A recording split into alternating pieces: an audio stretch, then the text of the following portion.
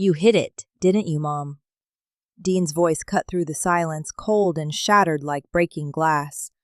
On the table lay ripped papers, extinguished candles, and the windows rattled from the wind. Heather was weeping, and I stood in the middle of the room, my hand still clutching a rusty key. The stack of important documents was gone. They looked at me as if I was holding a secret that could determine everything. I wanted to tell them I was only keeping a promise, but my throat closed up. Outside, the snow was falling, turning the world white. The house trembled, from the storm, or because we no longer trusted each other. I lost my husband inside these walls, and now I nearly lost my son. All because of a signature, a single word, and an old key. But sometimes what is locked isn't a door. It's a heart. Join me as we listen to the full story to find out why one small key can unlock the very things we thought were lost. And don't forget to subscribe so you don't miss the rest of this journey. Snow blanketed the roof. The front door groaned as I pushed it open, the sound echoing like a whisper from the past. The wind snuffed through the wood seams, tossing the strands of gray hair onto my shoulders. It had been 2 years since I left this place. Now, everything was frozen in time, from the dusty curtains to the wall clock that still ticked one beat too slow. I set my suitcase down, my hand trembling slightly from the draft slipping through my collar. But strangely, a warmth spread inside me, as if someone had just placed a hot cup of tea in my hand. Perhaps it was because for the first time in months I could breathe again, not with my lungs, but with my memories. Heavy, decisive footsteps sounded on the porch. "Hey, Mom!" Dean appeared out of the white haze, a gray coat, frost dusting his hair, and that busy look in his eyes, the kind of look a person develops when they've learned to hide their exhaustion. He gave me a perfunctory hug, more polite than affectionate. The smell of coffee still lingered on his jacket, mixing with car oil and the cold air. All unfamiliar scents, yet I tried to find a little familiar warmth in them. "Still at the same company?" I asked, my voice small, as if afraid to break the distance between us. "Yeah, same place. Busy season," he replied, his gaze not meeting mine but sweeping past the room where the paint peeled in streaks. His eyes were preoccupied, with no space left for longing. I understood. My son now lived on a different rhythm, where I was just the memory to be preserved, not the person standing right in front of him. A shadow appeared in the doorway behind him. Heather, white sweater, hair neatly tied back, stepping in with a smile so pleasant I knew it wasn't genuine. "You should sell this house, Mom. The snow is cracking the foundation." Her voice was light, as if talking about a broken object, but to me, it sounded like a verdict. It wasn't just the foundation of the house, but the foundation of memory that was under threat. I looked around. The wedding photo hung crookedly. The old curtains were water-stained, and the sofa was shifted from its original spot. Something in the air had changed, as if this house hadn't belonged to me for a long time. "Still standing after all these storm seasons. I guess it doesn't want to go anywhere," I said, trying to keep my voice steady. Heather shrugged, her lips pursed slightly. "Whatever makes you feel safe, I guess." Dean let out a weak chuckle, like someone witnessing the first snow of the season without finding anything surprising. "I have to go meet the contractor. You should rest a bit, Mom." He placed his hand on my shoulder, a brief touch, then letting go. The door closed. The sound of his car engine merged with the wind. I stood still in the cold kitchen, listening to the wind whistling through the door cracks, the smell of damp wood seeping into my breath. The years that were once filled with laughter were now marked only by the lonely tick-tock of the clock. I reached out and touched the wall. The peeling paint was soft like old skin. "Welcome home," I heard someone whisper.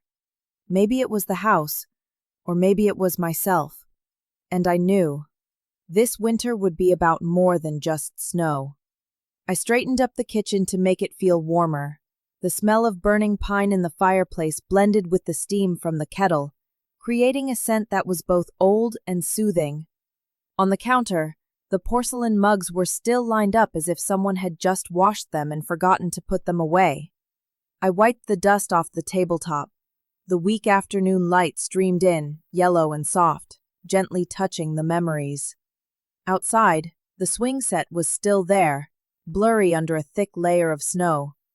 Every time the wind shifted, it let out a soft creak, a sound that was both familiar and wrenching. Some things move on their own without being pushed, like memory. I remembered the days when Dean was little. He used to laugh hysterically on that swing, while Charles sat on the porch, coffee in hand, with his usual line, "Let him fly a little, he'll find his way back." I used to smile then, never imagining that one day, the one who left and didn't return would be Charles, and the child from all those years ago would grow up, inheriting his father's eyes, yet looking at me with the gaze of a stranger. I walked out to the porch. The Oregon sky was a dull gray, sleet and snow mixed, painting a silver mist.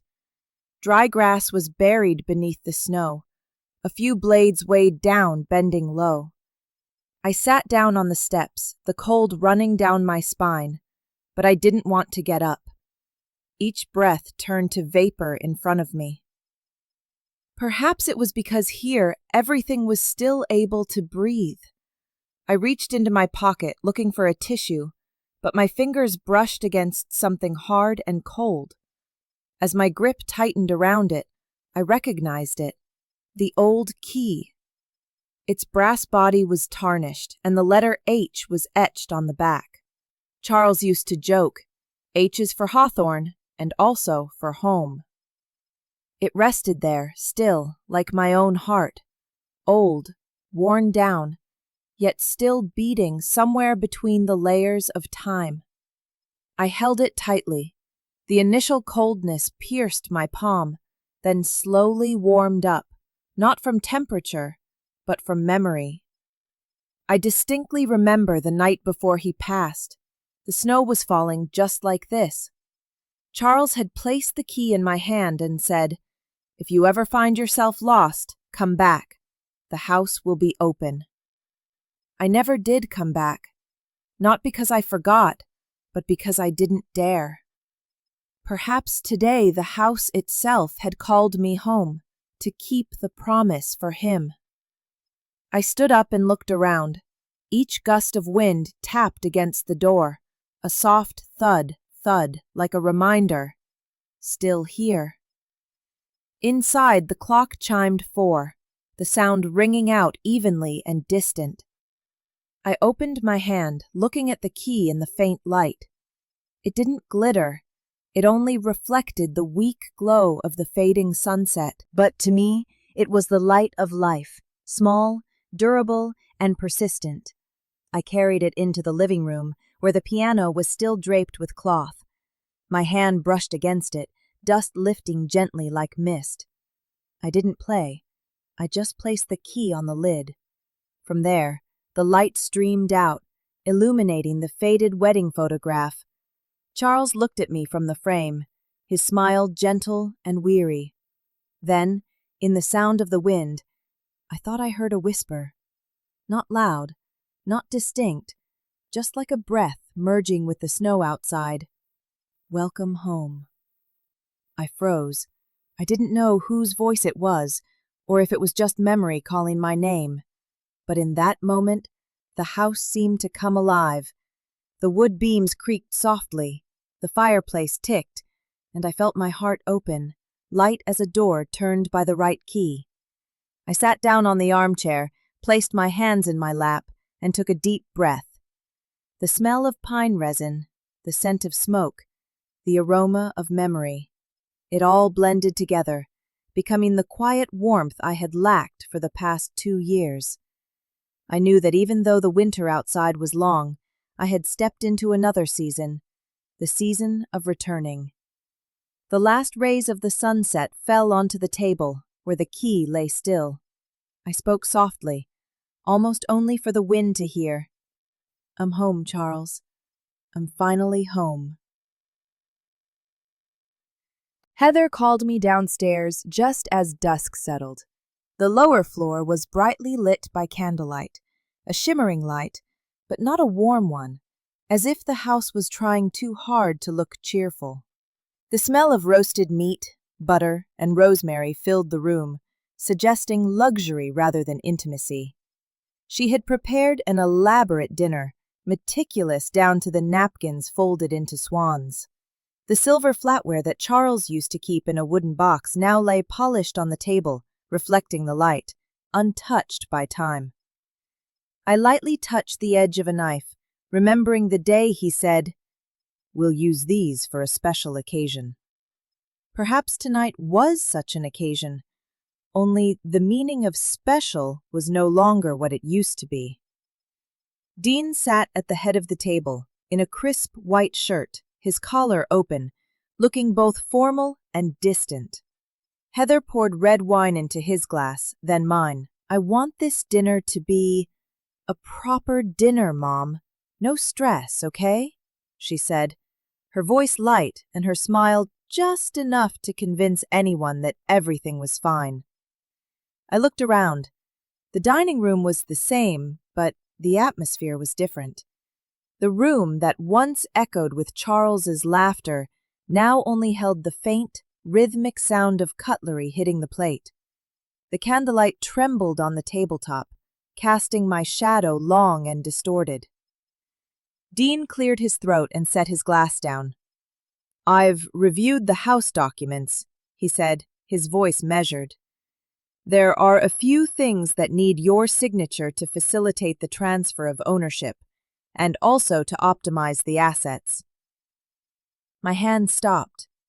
The sound of the knife and fork suddenly felt like a stab to the heart. Transfer of ownership? To whom? I asked, though the question seemed rhetorical.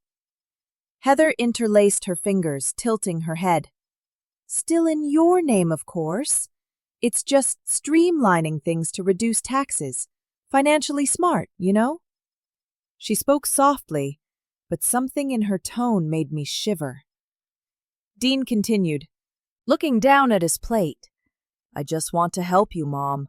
Everything would be simpler if you signed soon." I looked at my son. The face that once showed sheer panic when he had a fever in the middle of the night was now cold and remote. Under the candlelight, his eyes reflected a deep red, as if he were trying to convince himself that this was the right thing to do. I cut a piece of meat and chewed slowly. The taste of wine and black pepper lingered in my throat.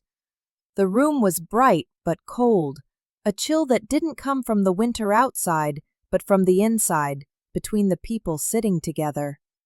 "Dean," I said softly, "I've kept this house for over 30 years.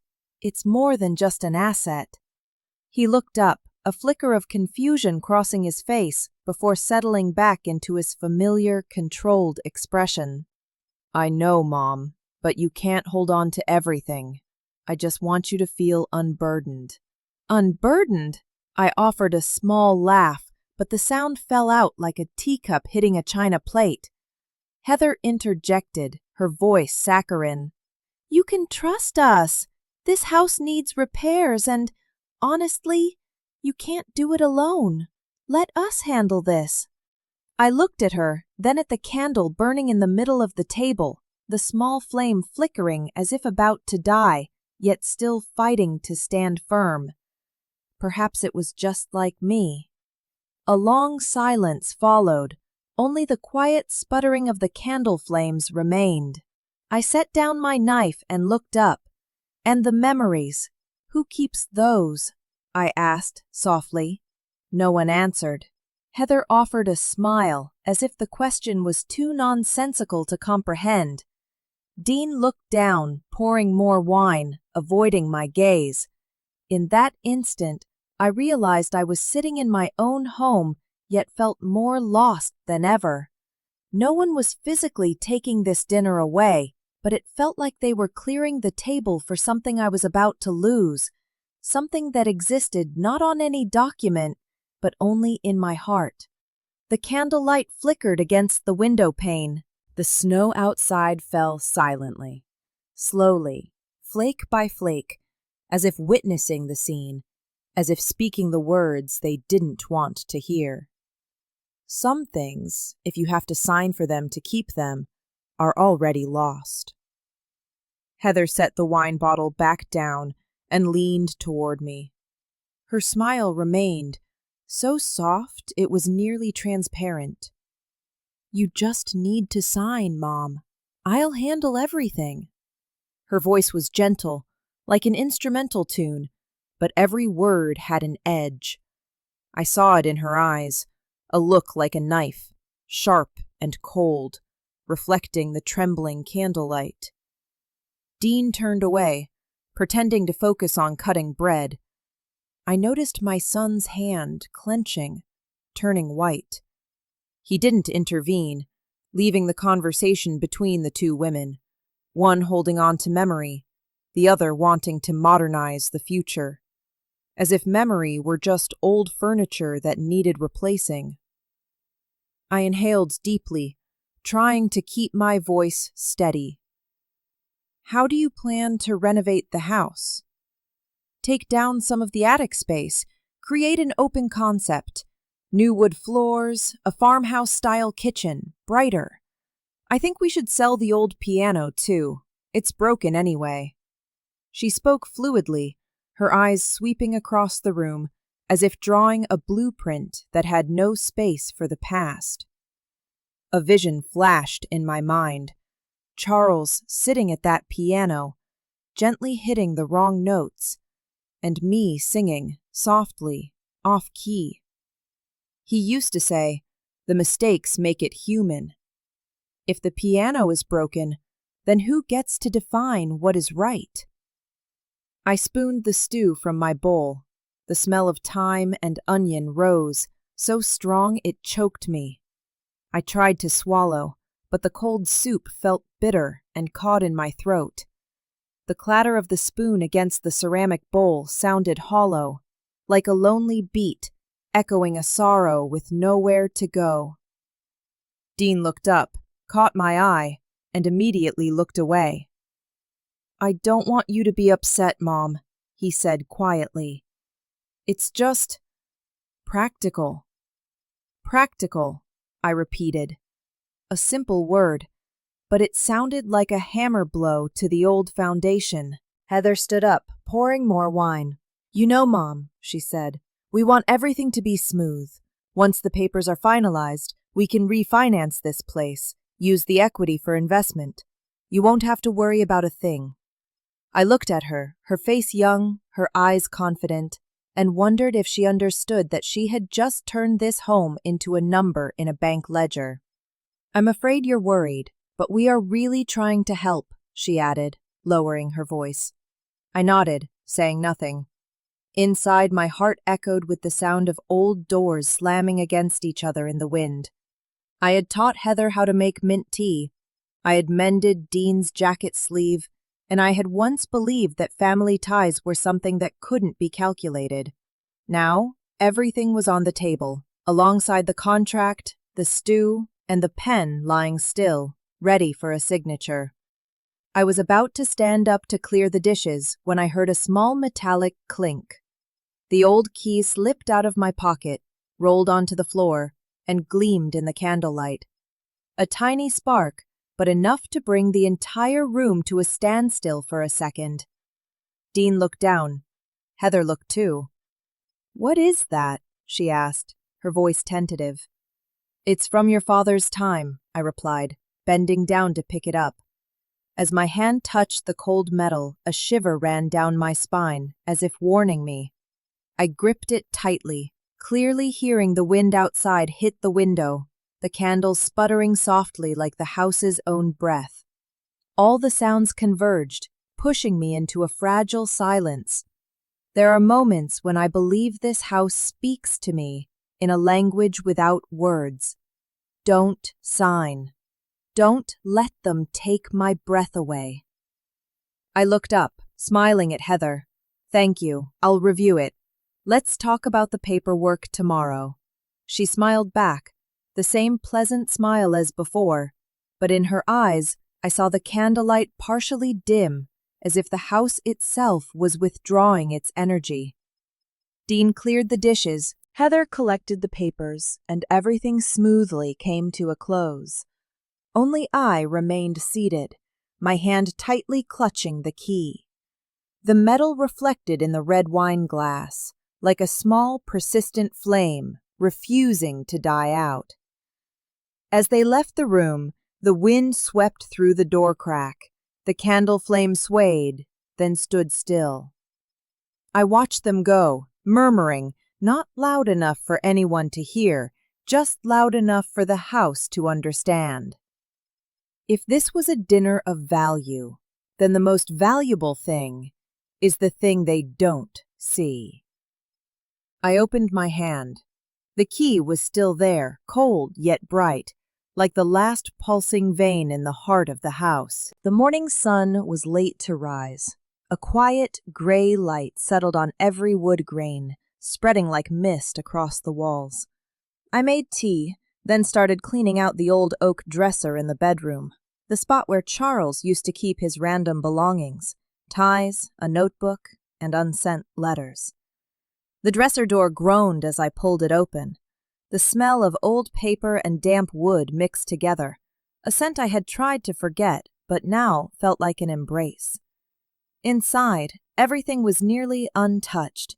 Dried ink bottles, a concert ticket from 1992, and at the very bottom, a yellowed envelope, sealed at one corner with faded red wax. My hands trembled as I pulled it out. The handwriting on the envelope was shaky, slanted, hurried, yet agonizingly familiar. Charles. I sat down on the bed and opened the letter. Evelyn, if you are reading this, I am probably no longer there. Don't let our son live in solitude. Don't let this house be quiet for too long. It needs human warmth, not just memory. The paper was stained and the ink blurred in a few spots, but I could still hear his voice ringing in my head. He was never a man of many words when alive, but each sentence carried the weight of an entire winter. Don't let our son live in solitude. I reread the line, slowly, as if afraid of tearing the voice of the deceased. A tear fell, blurring the ink. I wasn't sure if the ink dissolved or if my own heart was dissolving. I squeezed the paper, feeling as if I were holding his hand. For a moment, I wished I could hear his incomplete melody again, his faint laugh when I sang off key. On the shelf, the morning light filtered through the curtain, falling directly onto the surface where the letter lay. Dust motes floated in the bean, beautiful, fragile, and unreal. I thought perhaps this was his final message, reminding me that love isn't lost, it just changes form. The bedroom door opened softly. The sound of the hinge startled me, and I quickly hid the letter. Dean stood there, holding a cup of coffee, his eyes settling on the open dresser. "Looking for something, Mom?" he asked, his voice even, slightly tired. I awkwardly closed the dresser door, managing a weak smile. "Just tidying up some old things. Getting organized." Dean took one step further inside, his eyes scanning the dresser top. "You don't have to do that. I was planning on hiring someone to clean the entire house before the renovations." "I know," I replied, my voice sounding more natural now. "But there are some things strangers shouldn't touch." He was silent for a moment, then nodded. The wind outside the window gently tapped the curtain, carrying the scent of fresh snow. I felt my heart pound, afraid he would notice the envelope hidden under the pillow. "I just want to help you," he said, still avoiding my gaze. "I know." I looked at him, wanting to say something more, but didn't. Some distance was growing between us. Not far enough to shout, but not close enough to touch. Dean took a sip of coffee, then turned to leave. When the door closed, I sat down and pulled the letter out again. The paper was still warm from my hand, the ink still smudged. I kissed the edge of the letter, hearing myself whisper, "See, Charles, I'm still here, but everything else isn't." I folded the letter and put it inside my jacket pocket. Outside, the sunlight began to brighten, shining into the room just enough for me to see the dust flying, tiny, slow particles, like the breath of the one who remains. Tuyệt vời, đây là bản chuyển thể tiếp theo, duy trì phong cách kể chuyện, voice narrative, và cảm xúc mạnh mẽ. Dean still stood in the doorway, holding his cup of coffee, the steam rising slowly. "Are you looking for something, Mom?" he asked, his voice level, neither high nor low, but his gaze was as cold as the morning outside. I smiled faintly, trying to keep my voice light. "No, just a few mementos." He glanced around the room, where dust motes danced in the weak light. His eye stopped at the slightly ajar oak dresser, where I had just hidden Charles's letter. "You don't need to keep those old things," he said, setting the coffee cup on the table. "We're going to clear everything out. Holding on to them only adds burden." I listened without replying. Some statements, if reacted to immediately, only sink deeper into the heart. I walked closer, gently closed the dresser door, then took the old key from my pocket and locked the dresser. The small, distinct click sounded like a heartbeat closing off. Dean watched the action, his eyes dropping for half a second before returning to their usual calm. "Still using that?" he asked. "Yes," I said, turning the key between my fingers. "Not because I need to, just because I want to know I still hold the key." He shrugged, offering a faint smile. "That's always you, Mom, holding on to everything, even when it can't open anything anymore." I wanted to retort, but instead I just said, "You used to be like that too, with everything that made you feel safe." Dean fell silent. We stood only a few feet apart, yet felt as distant as two riverbanks during a flood. I remembered when he was 10. Every time he failed a test, I would sit on the floor with him, drawing out the math problems with colored chalk. Back then, he looked at me with absolute trust. Now, that look was gone, replaced by something I couldn't read, a mix of tension, guilt, and something akin to fear. I poured myself a cup of tea, the scent of mint spread through the air. Dean remained standing, hands in his pockets, his eyes vaguely sweeping the room. "Don't make it hard on yourself," he said. "You've done enough. Just let me handle things now." I set the teacup down, my voice soft as water hitting porcelain. Handle things for me or for the house? The space thickened. Dean avoided my gaze, picked up his coffee cup, and left the room.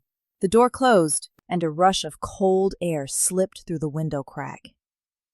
I sat down on the chair, listening to his footsteps fade down the hallway. In the quiet, I looked back at the locked dresser. My son's eyes made me feel like a stranger in my own home. The feeling wasn't intense, just a low ache, like a crack in the wall, unnoticed by others but growing longer every day. I used to think the bond between mother and son was a thread that could never be broken, but perhaps it wears thin too, like wood damaged by snow. I touched the key in my hand, the metal cold and heavy. Maybe it once opened beautiful things, but now its only purpose was to remind me that a door had closed. The light from the window stretched across the floor, reaching the slippers I was wearing. Dust shimmered in the sunbeam, like fragments of memories drifting away. I closed my eyes, trying to conjure Charles's face, his weary but warm smile. He once said, "One day, you'll understand. Keeping the key isn't to open the door, but to remember you once had a place to return to." Now I understood. But the place to return to is sometimes no longer a house, but only the moment you dare to stay, even when everything else has turned its back. I placed the key on the table and sat still for a very long time. In that atmosphere, the house seemed to breathe softly, the smell of wood and tea merging. Outside, the snow fell finely, coating the yard white, so peaceful it seemed as if nothing had changed. But I knew that from that moment on, something inside me had begun to crack. That afternoon, the sky was gray, like a layer of ash covering the pine forest. The wind carried the scent of melting snow, damp and quiet. I was making tea when Heather walked in, holding a thick file of documents, neatly clipped within a brown leather folder. "Just sign here, Mom. It simplifies the legal complexities," she spoke softly, as if I were merely writing my name on a Christmas card. I wiped my hands on my apron and took the stack of papers. The smell of ink and new plastic wafted up, so unfamiliar it made me dizzy. On the table, the light from the window slanted across the paper, cold and white. I opened the first page. The bold print read, "Property Transfer Agreement." My name, Evelyn M. Hawthorne, appeared at the top, then crossed out, replaced by Dean Hawthorne. I looked up. Heather was pouring white wine into 2 glasses, her smile still steady, as confident as someone who knows they are right. "I had a lawyer friend draft it," she said sweetly. "It's just a formality, so the house is in Dean's name. You won't have to worry about taxes or maintenance. Trust me, it makes sense." I flipped to the next page, each word hitting my eyes like a hammer blow. "Deed of ownership to be transferred." The transfer of ownership.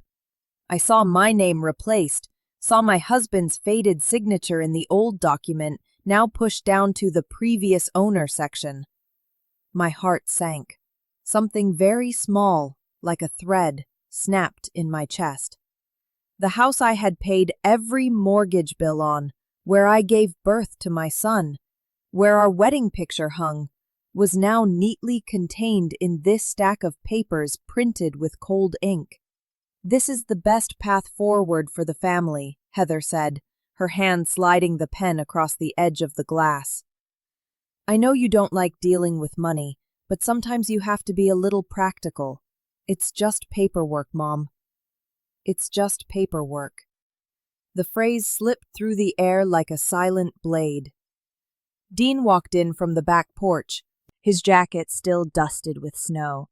He looked over Heather's shoulder, then at me. He didn't say anything, just approached and stood beside her. "I'm just trying to help you, Mom," he said, his voice quiet, silent in its own justification. I looked at my son, seeing eyes identical to Charles's, except, in the past, that gaze held light. Now, it was obscured by a layer of worry, pressure, and an unnamed fear.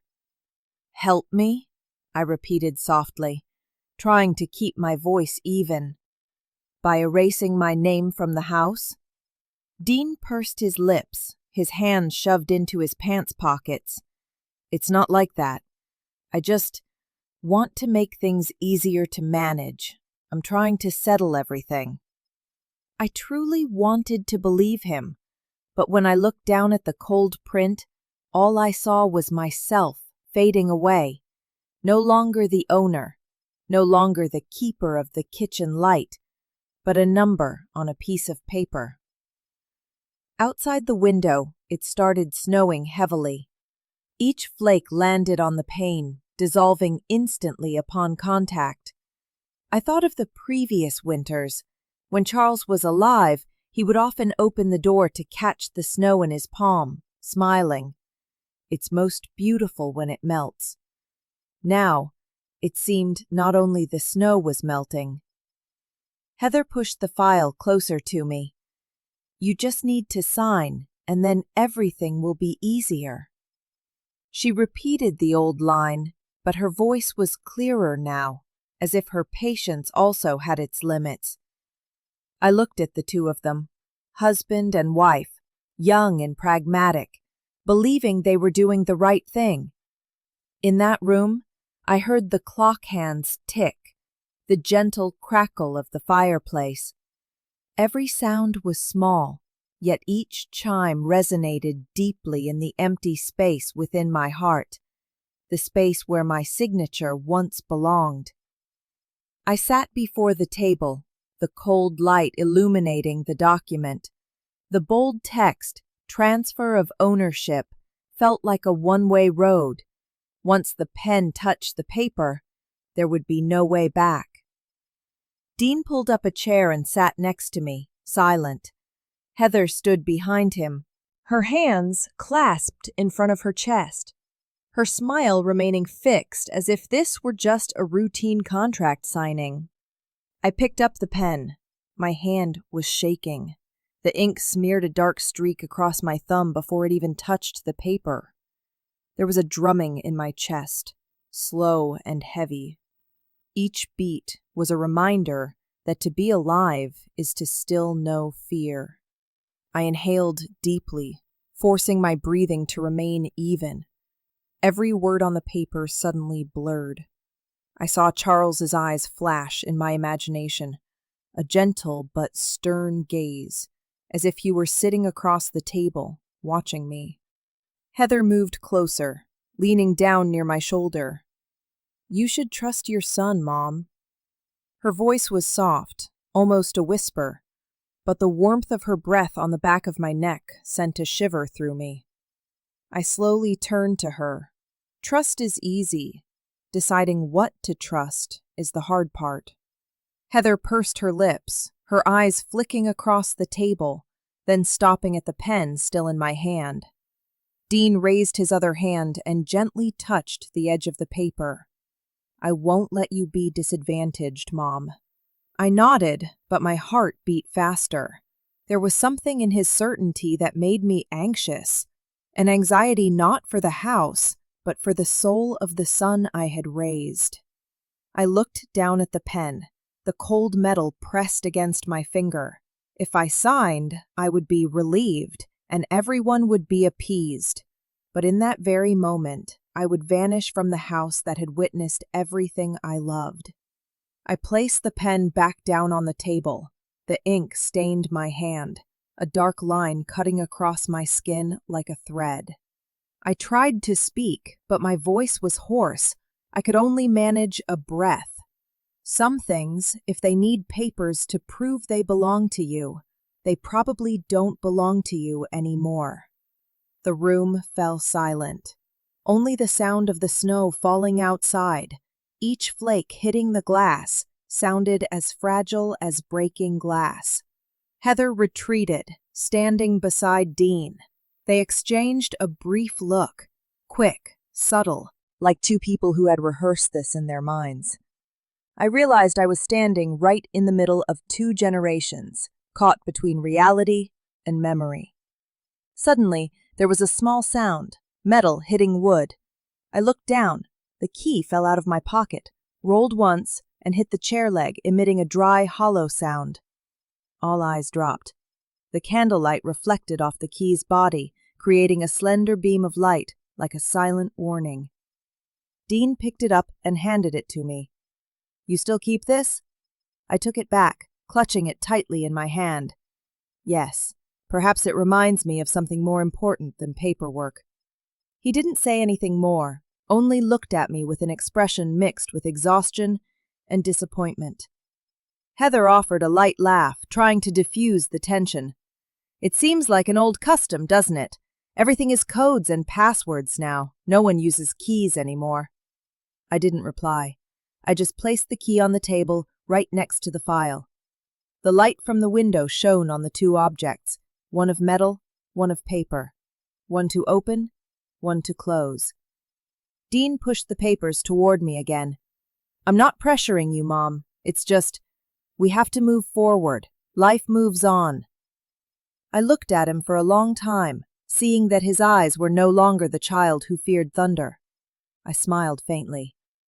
Yes, life moves on, but sometimes the things that stay are the things that save you. No one said anything more.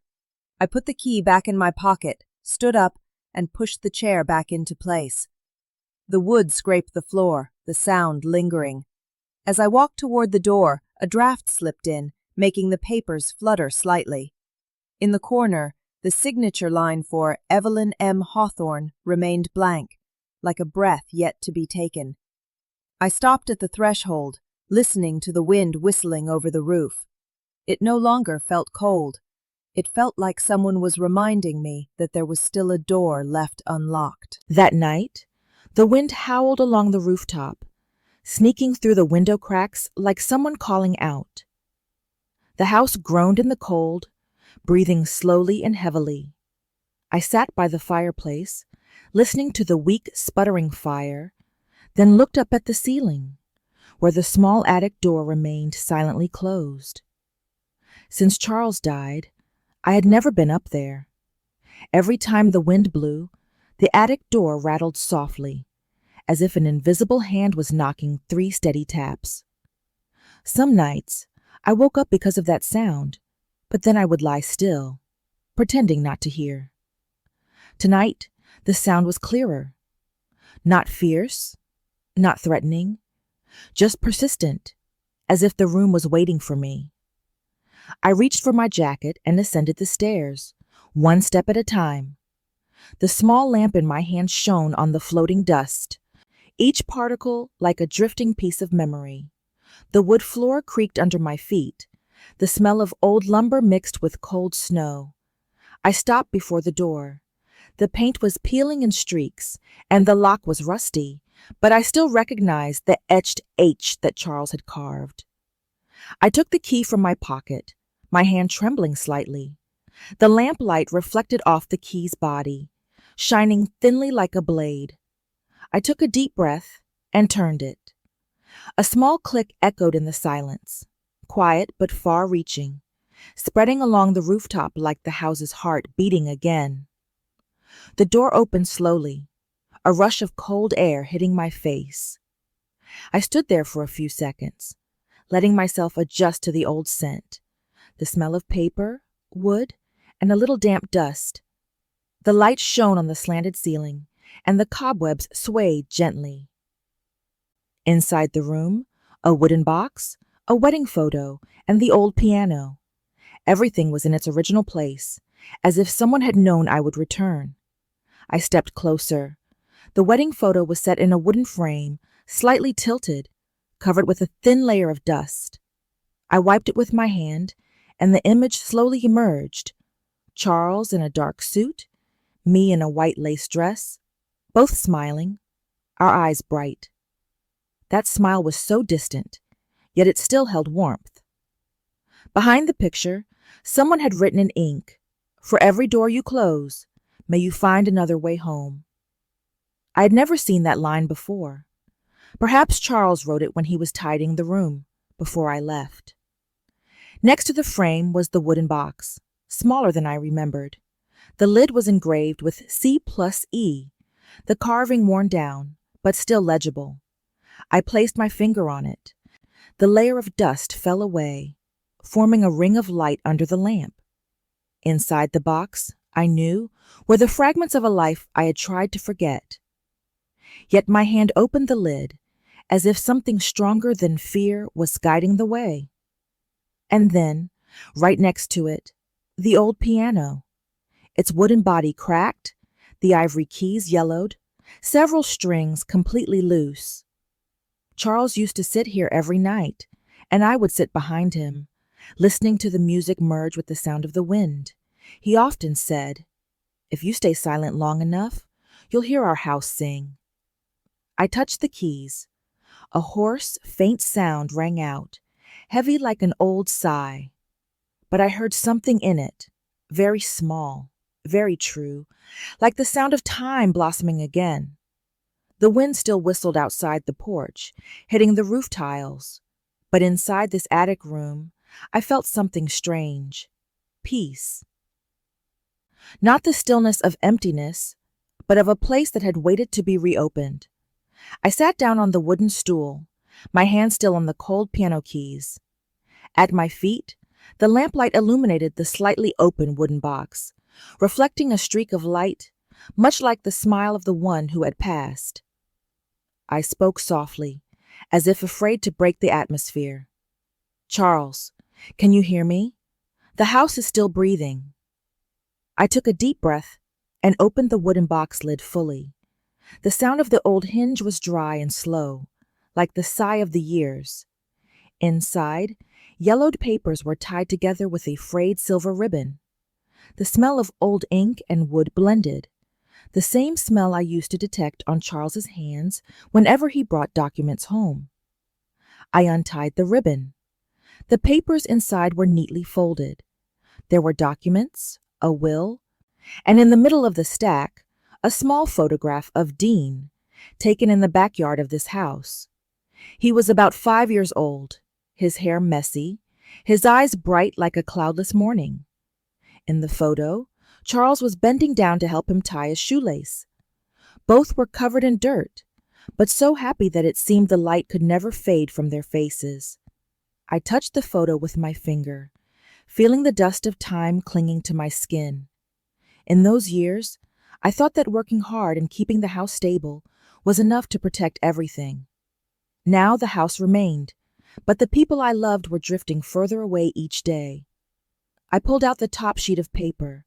It was the old will, Charles's signature still clear, the last line handwritten, "If she ever doubts herself, remind her this home is hers."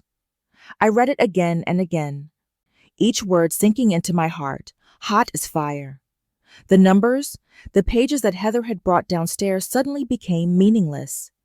Here, in this attic room, I found the only law I believed in, the promise. I set the will aside and looked back at the box lid. Beneath the layer of dust, there was a faint carving I hadn't noticed before. "This house belongs to the one who still believes in warmth." I froze. It wasn't one of Charles's familiar sayings, yet it sounded exactly like him. My hand rested on the inscription, feeling the deep score, rough but firm. I understood. This wasn't just a message, it was a test, for me, and for the son who was forgetting the meaning of home. I stood up and turned toward the old piano. The surface was covered in gray dust, the brass strings worn, but when I touched it, the dust scattered, revealing the old, dimly glowing ivory keys. I placed both hands on the keys. The first sound rang out, an old melody, warped and hoarse, but still the song Charles used to play every winter night. Autumn Leaves. I couldn't remember the entire tune, but my fingers found their way. The trembling music resonated in the small room, then echoed down to the floor, blending with the wind outside the eaves. Something inside me opened up, something that hadn't been allowed to for a very long time. Each note fell like a small drop of water onto dry earth, quietly, but enough to bring forth life. Then, amidst the weak vibrations, I realized I was crying. Not a loud cry, but a soft one, almost merging with the sound of the piano. Tears fell onto the ivory keys, spreading into streaks of light. In that sound, I heard Charles laughing, Dean calling Mom from the backyard, the wind rustling through the curtains, all merging into one, a chord of memory. I closed my eyes and continued to play until the music faded into the wind. The cold air swept in, but I no longer felt cold. I whispered softly, "Thank you for hiding this. Now I know what I have to do." Downstairs, the fire was dying out. The house was shrouded in silence, but in the attic room, the final sound still echoed. The piano and the tears merging into one, as if the soul of the house had just been awakened. It was early morning, before the sun had fully risen. The house was quiet, as if still asleep, with only the gentle whistle of the wind through the door crack. I woke up to the small sound of clinking metal downstairs in the kitchen. When I walked down the stairs, I saw Heather rummaging through a drawer, her hands sifting through stacks of papers and envelopes, like someone searching for something specific, but not wanting to be caught. "What are you doing?" I asked, my voice hoarse from the short sleep. Heather looked up, startled, then smiled. "Oh, I was looking for the tax receipts. The deadline is approaching." She spoke quickly, too quickly, her voice pitched higher than normal, trying to sound nonchalant. I nodded, saying nothing. I filled the kettle with water and turned on the stove. The clicking sound of the gas igniting was small, yet enough to tear through the facade of peace in the house. I silently made tea, the movement so familiar it was nearly a ritual, pouring the water, waiting for the steam to rise, cupping the porcelain mug to feel the warmth spread to my fingertips. Outside the window, snow still clung to the pane. The early light was dull, like silver. The steam dissolved in the cold light, creating a thin, hazy veil between me and the rest of the kitchen. Heather continued to search, the rustle of papers mixed with her strained breathing. I looked at her, noticing her messy blonde hair, her face still bare of makeup, the thick sweater covered with a light film of dust from the drawer. An imperfect image, but more genuine than any time I had seen her at the dinner table with wine and a soft voice. "You can just tell me," I finally said. "I know you're not looking for tax receipts." Heather stopped. 1 second, then 2.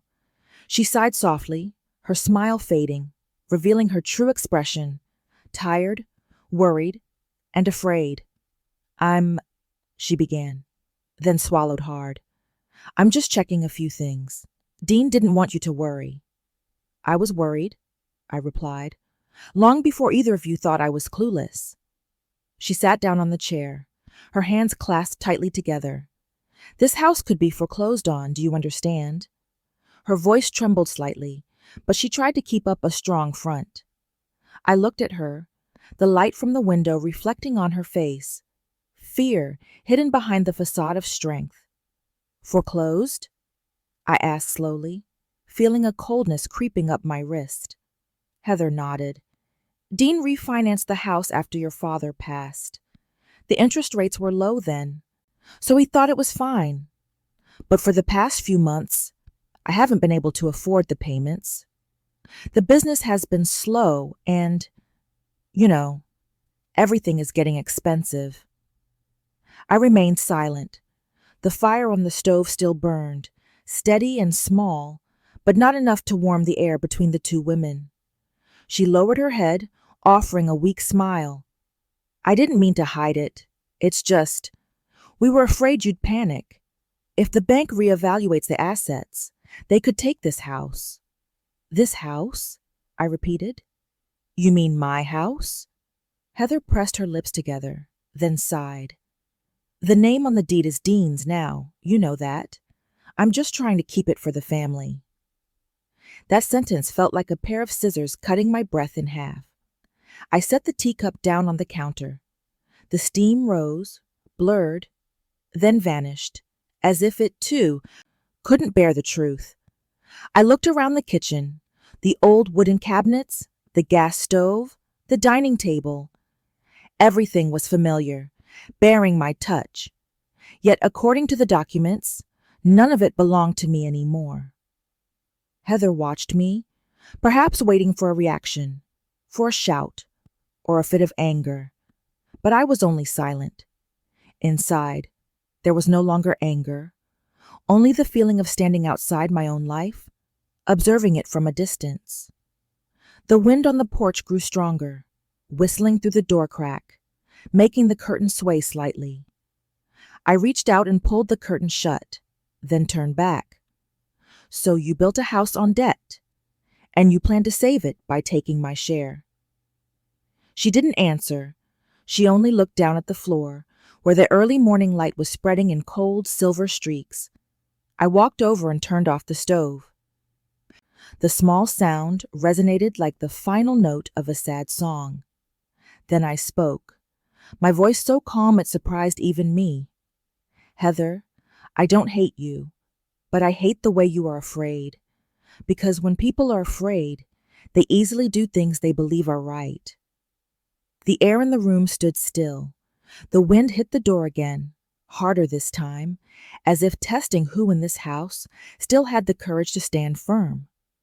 I sat down and placed the cup of tea in front of Heather. Steam from the second cup rose, blending with the pale silver morning light. She didn't touch it. Her eyes were fixed on the tabletop, where a pile of invoices lay, numbers, signatures, and red cold stamps like dried blood. "Are you afraid of losing the house or losing your authority?" I asked, my voice not raised, but impossible to ignore. Heather looked up, startled. She pressed her lips together, her eyes revealing confusion. What are you talking about? I'm asking, I emphasized each word, is what you are trying to keep this house, or your position within it? The atmosphere in the room tightened. The fireplace was out. Only the clock ticking remained. Heather braced her hand against her forehead and let out a dry, humorless laugh. I don't want to fight with you, Mom. I just want all of us to survive. Survive, yes, but how? By stripping someone else of their rights and then calling it help? She bit her lip, her eyes welling up. I saw in them not just ambition, but something else. Fear. Fear of losing, fear of poverty, fear of losing face, fear of not being loved. Those fears I had seen in myself many years ago. You don't understand, Heather, I said softly. I once had everything, and then lost it all. I didn't lose it because it was taken, but because I was too confident that I was doing the right thing. She lowered her head. Her hands in her lap trembled slightly, not from anger, but from shame. The front door opened and Dean walked in. His jacket was still dusted with snow. His eyes were tired and red. He stopped, looking at us. Two women sitting still, surrounded by papers on the dining table. What's going on? Just your mother and your wife talking, I replied, about the house and about fear. Dean sighed, tossing his car keys onto the kitchen counter. Here we go again, he said, his voice sharp, mixed with exhaustion. Don't make things worse, Mom. You think I'm making things worse? I just want peace, Mom. I don't want to argue. I don't want to divide things. I'm tired. He spoke as if peace could be bought with silence. I looked at my son, seeing the lines of worry etched deep onto his face in the dim morning light.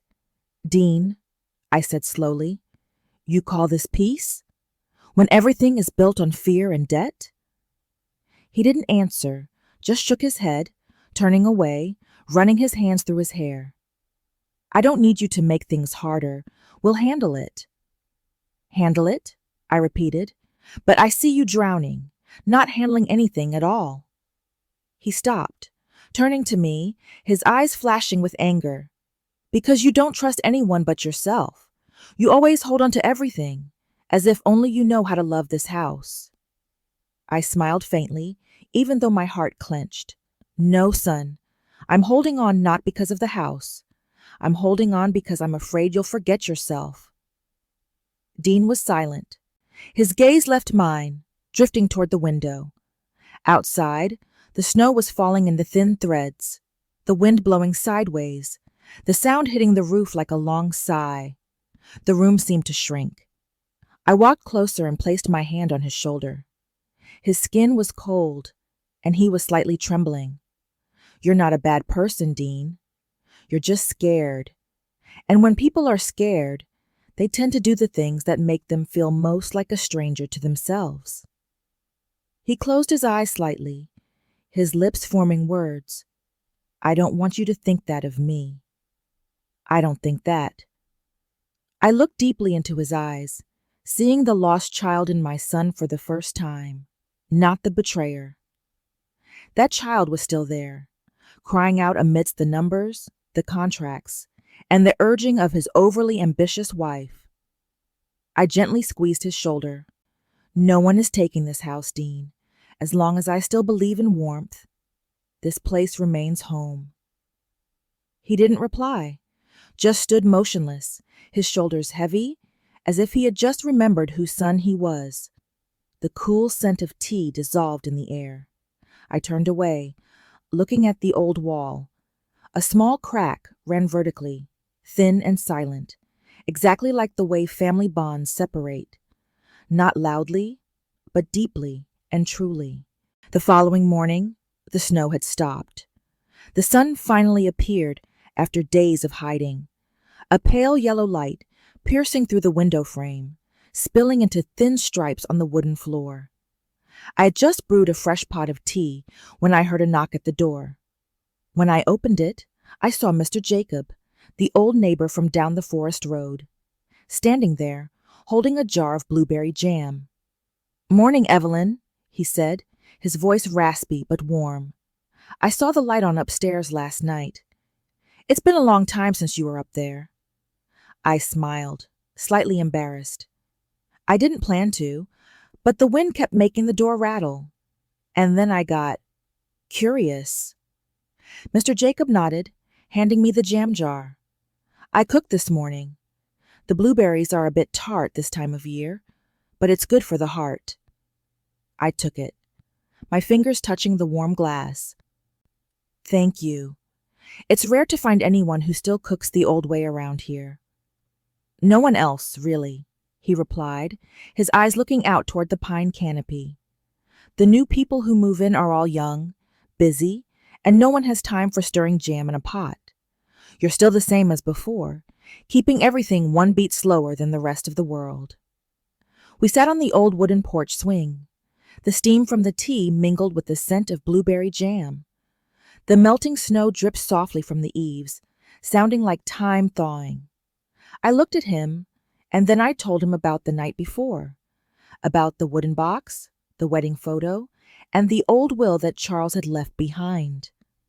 I spoke gently, without tears, but my voice broke in the parts that held his name. Mr. Jacob didn't interrupt. He sat still, his hands resting on his lap, nodding slightly as if listening to an old song. When I paused, he let out a slow, long breath. "You know," he said, a sad smile touching his voice. "He asked me to keep something for him, a long time ago." I looked up, stunned. "Keep something for Charles?" He nodded. "About half a year before he passed. He brought me an envelope and told me that if I ever saw you return, looking lost, I should hand it over." "And you kept it all these years?" "Yes. I figured if you never came back, maybe he didn't want me to give it to you." He stood up and walked toward his old pickup truck parked near the driveway. I watched him, my heart slowing down with a sense of dread. When he returned, he held a wax-sealed envelope. The wax seal cracked at one corner, deep red, almost brown. On the envelope, the handwritten script was clear in the midday light. "Only deliver when she has forgotten herself." I couldn't say anything. I just stared, afraid to take it. "You know," Mr. Jacob said softly. Charles didn't say anything else. But when he gave me the envelope, he seemed relieved, like someone who had just finished the last thing they needed to do. "When she has forgotten herself," I repeated, my voice so small I barely heard it. What could that possibly mean? He shrugged, his eyes kind but distant. "I don't know, but I think he believed there would be a day you needed to be reminded of something more important than this house." I placed my hand on the envelope, feeling the rough texture of the wax beneath my fingers. Even unopened, it felt heavier than anything I had ever held.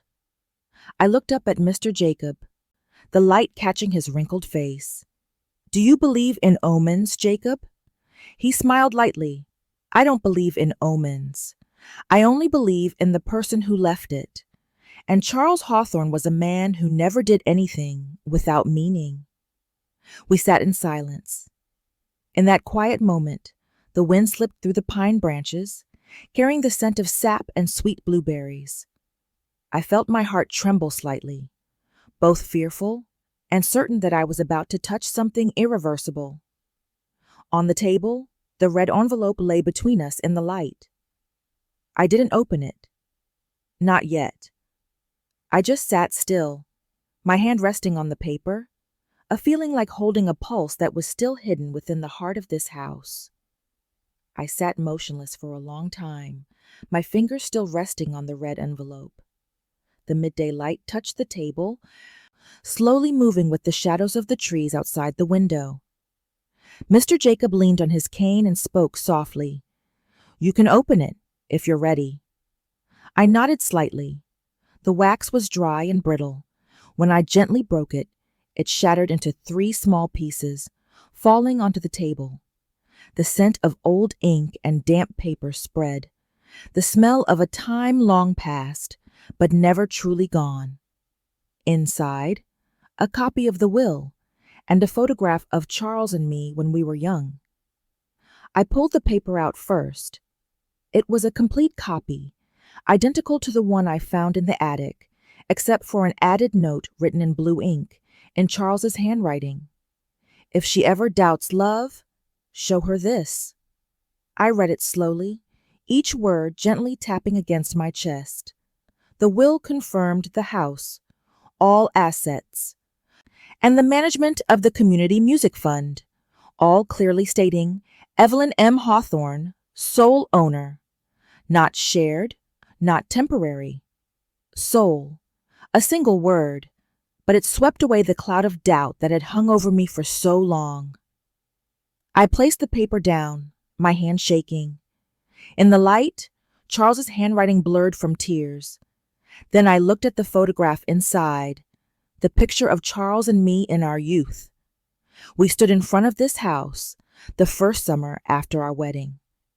I was in a blue dress, my hair blowing in the wind. Charles wore a white shirt, his arm around my shoulder, both of us smiling, eyes full of life.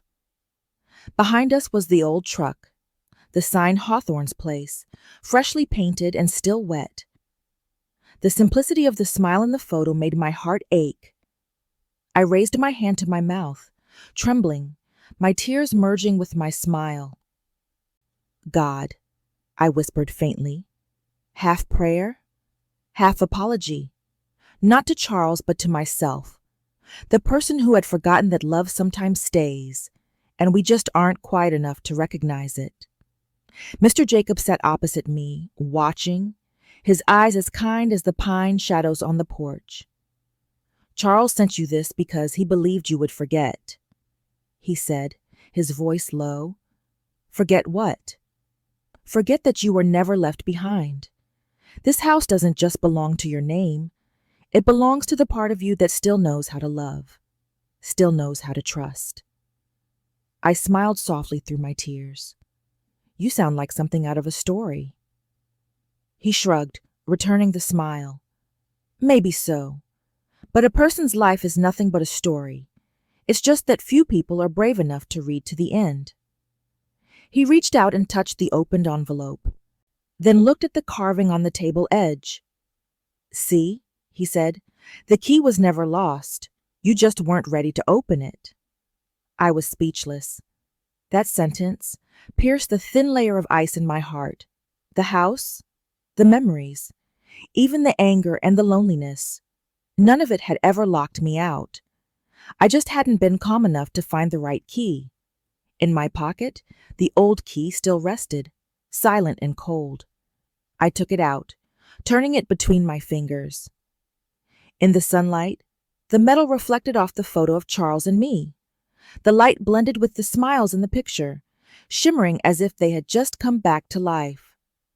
I looked up at Mr. Jacob. Do you think things can start over? At this age? He smiled slowly. Start over? Evelyn, sometimes you don't need to start over.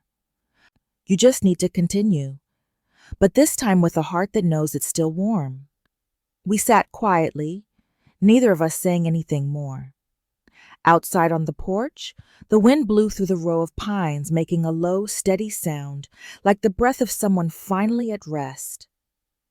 I placed the photo back into the envelope and closed it. No longer afraid.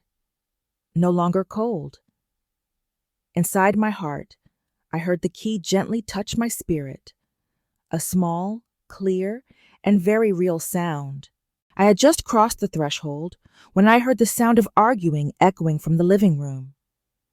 Dean's voice was hoarse, urgent, while Heather's was sharp and high-pitched, like two winds blowing in opposite directions. The house was blazing in the midday light, yet nothing felt warm. The light shone on the tabletops, the photo frames, even the wooden walls, all cold and tense, as if listening alongside me. I walked in.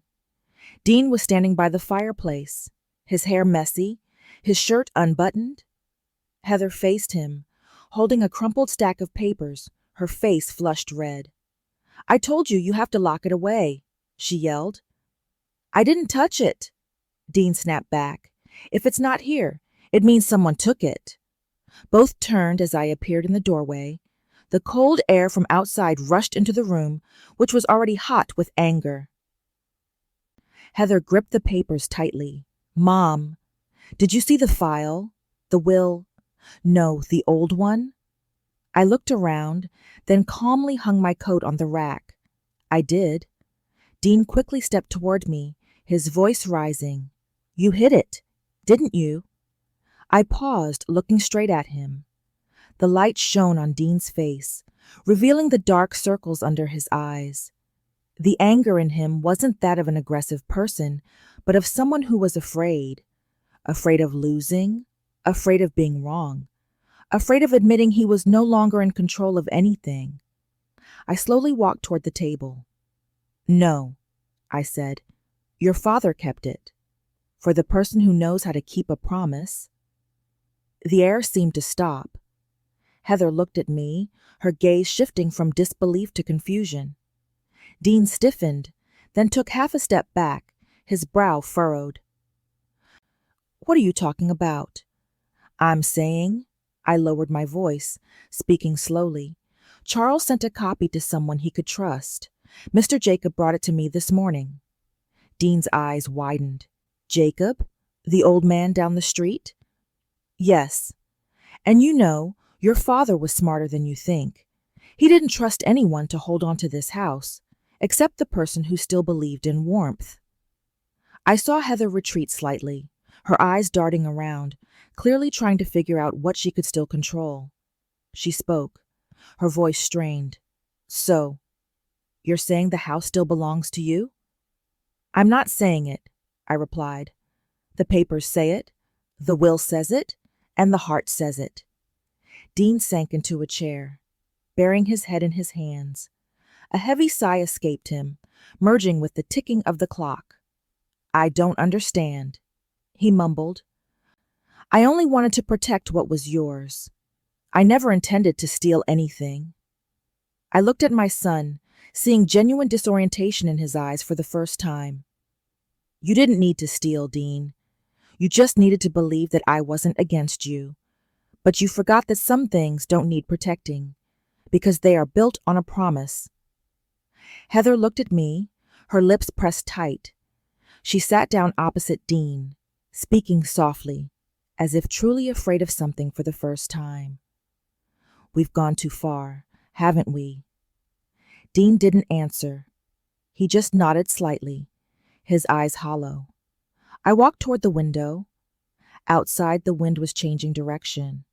The melting snow ran down the window pane in thin lines like cracks. The wall was cracking not just from the cold, but from what had been suppressed for too long.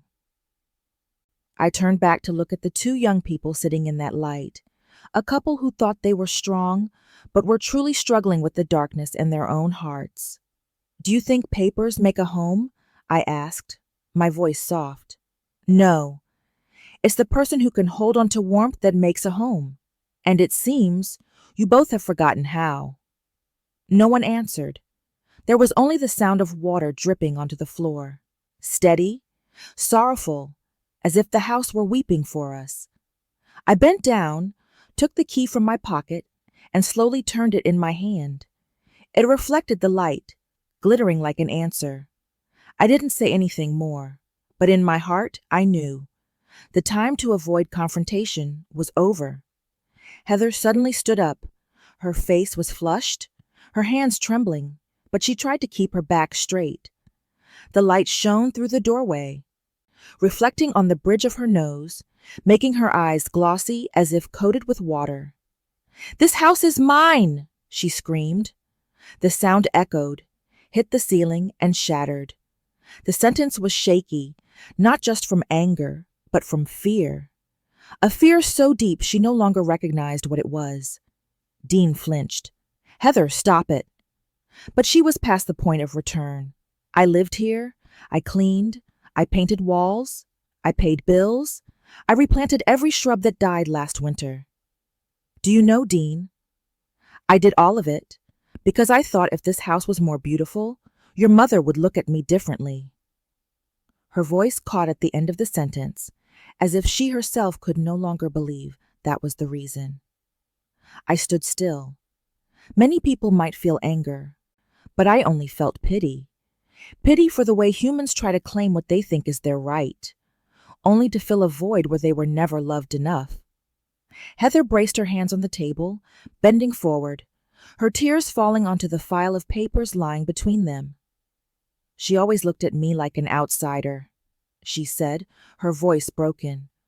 Always that look, cold and right. I don't want to lose any more.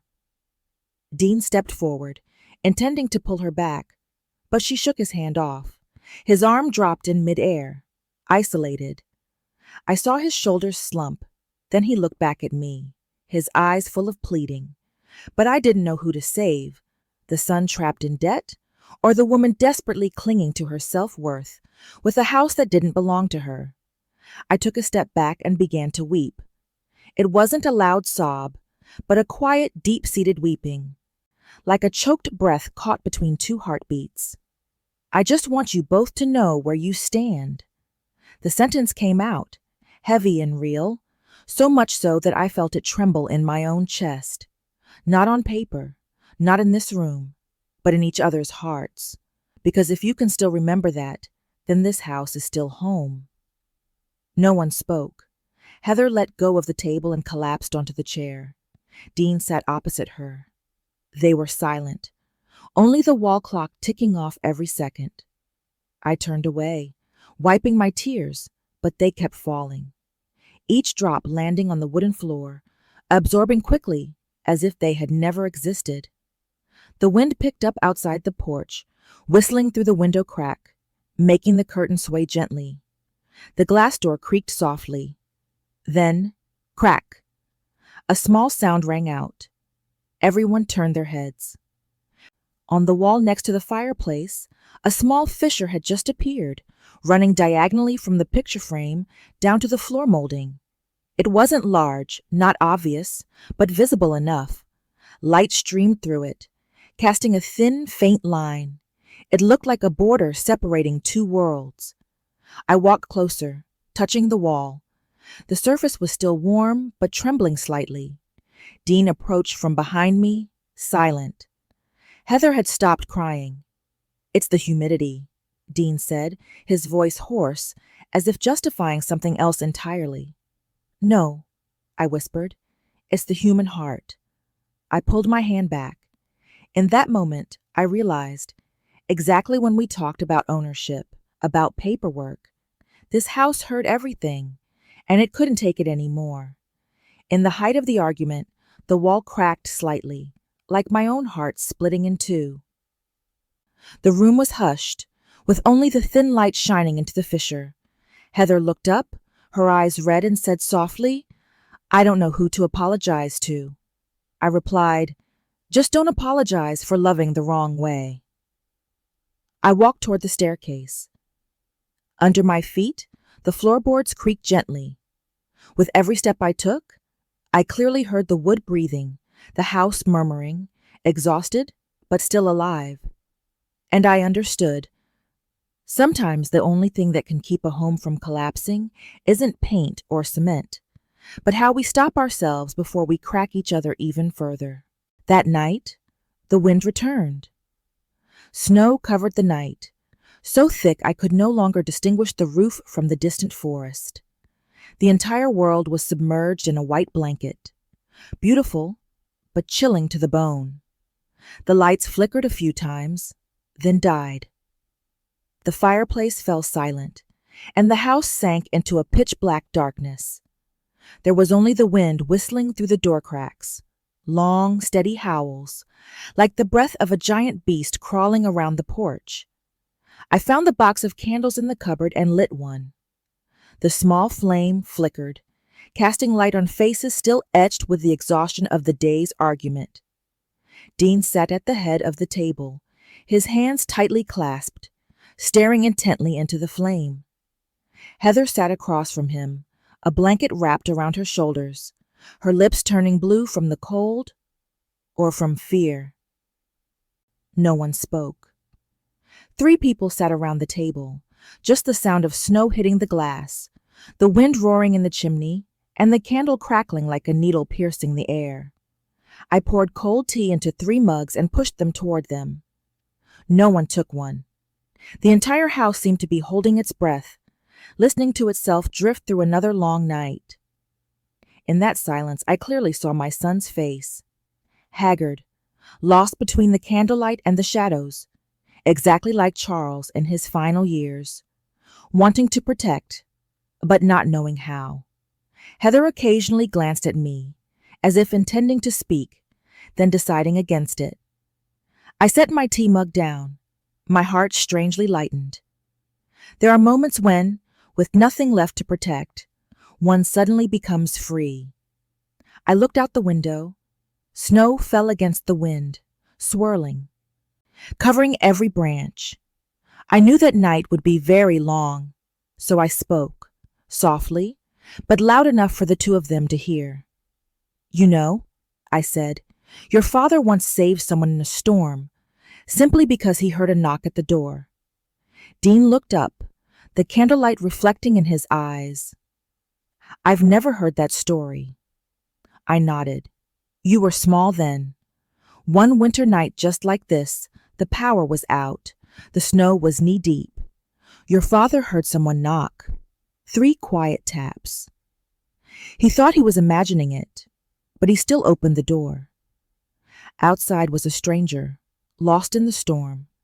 He pulled the person in, wrapped them in a blanket, and gave them ginger tea." I paused, smiling faintly. The next morning, the person left, leaving a note. "Thank you for believing a small knock more than your fear. Charles kept that scrap of paper his whole life." Heather set her mug down, her hands shaking slightly. "A stranger? Weren't you afraid?" "I was," I replied, "but Charles wasn't. He said, if we lock the door because of fear, the person who needs us most will die out there." The candlelight flickered. Dean bowed his head, his finger lightly tracing the edge of the table, as if retracing a forgotten memory. I saw his face soften, the crease between his brows slowly smoothing out. Perhaps that story, or just the sound of my voice, had reminded him that we were once a family, not just people living under the same roof, guarding ourselves with debt records. I looked at the 2 young people sitting before me, the one I birthed and the one I once tried to love as my own, and suddenly saw clearly that they were not enemies. They were just 2 souls caught in a storm, desperately trying to find a way out in the deep snow. I lit a second candle. The extra light made the room brighter, a little warmer.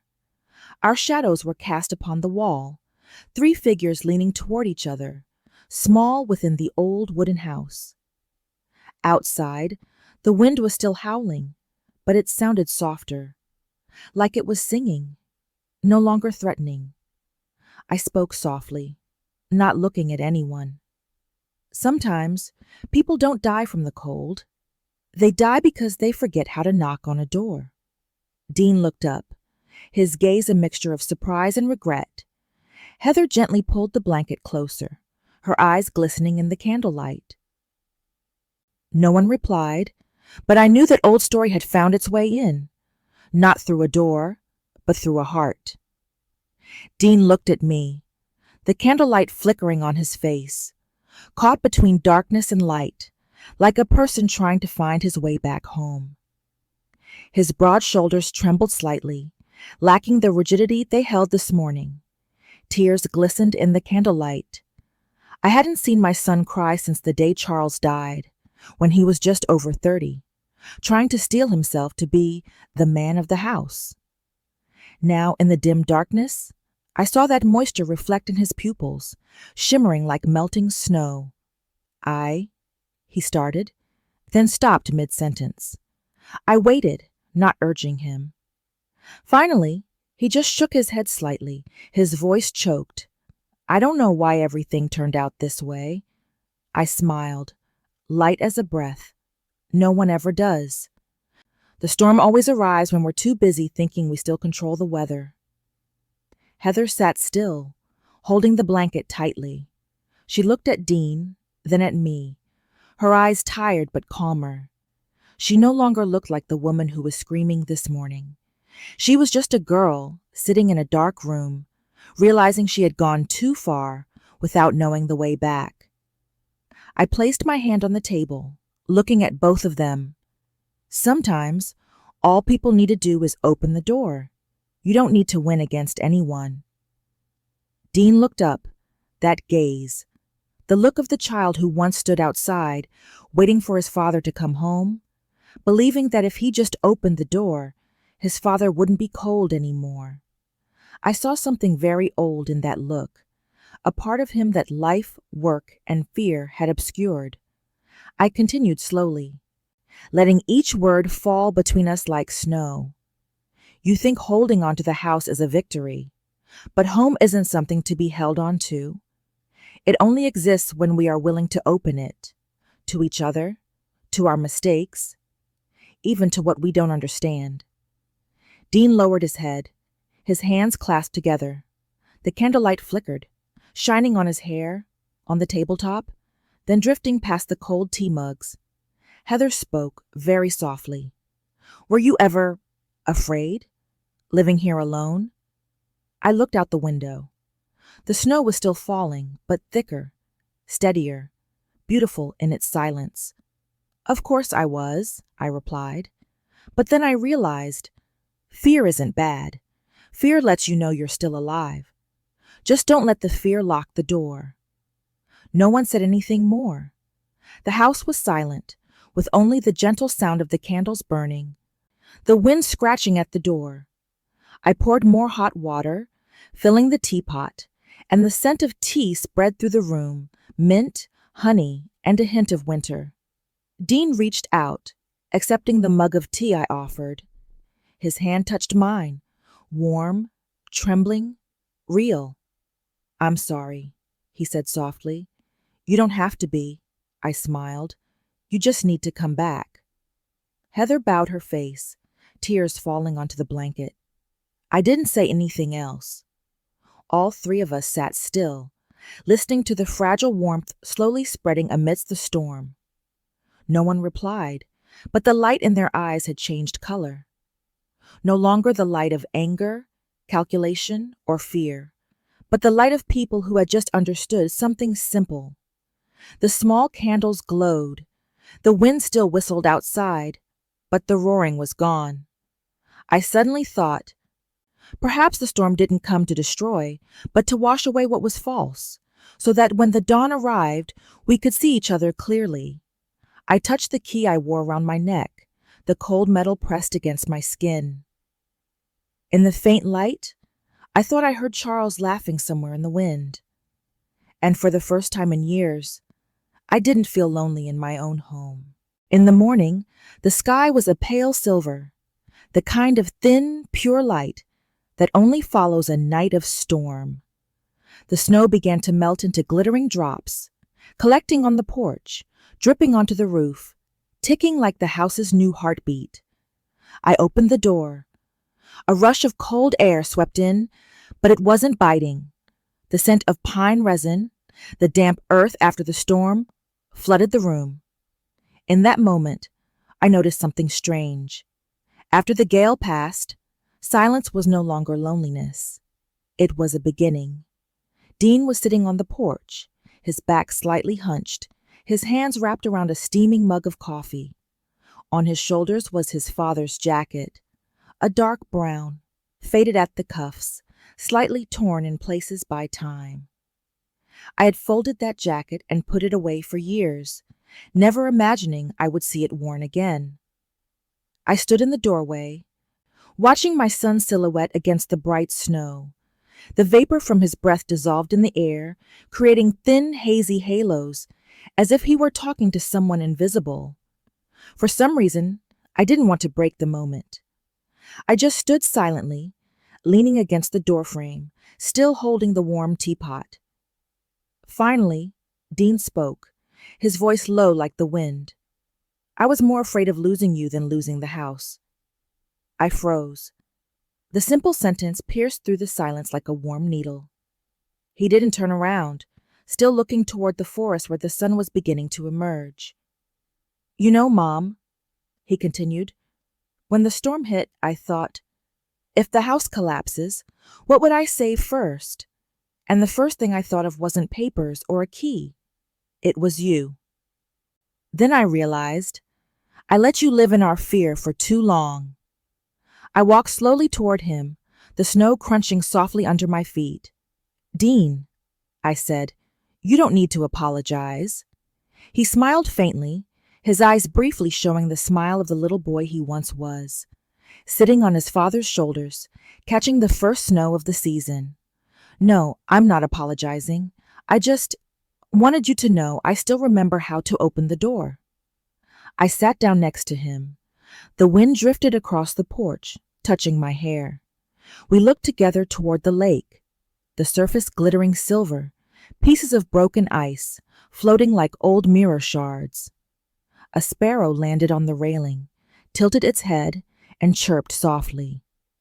The sound was small, simple, but in that moment, it felt like the universe's answer to everything that remained unspoken. I looked at Dean. His father's jacket was a little too large, the collar covering his cheek. Your father used to say, I whispered, a man is only truly grown when he knows how to hold on to what cannot be bought. Dean nodded, his eyes glistening, not just from the wind. I think I finally understand. We sat for a while longer, saying nothing. The sky gradually brightened. The melting snow turned into small streams running along the steps, reflecting the early sunlight. Inside the house, the clock softly chimed.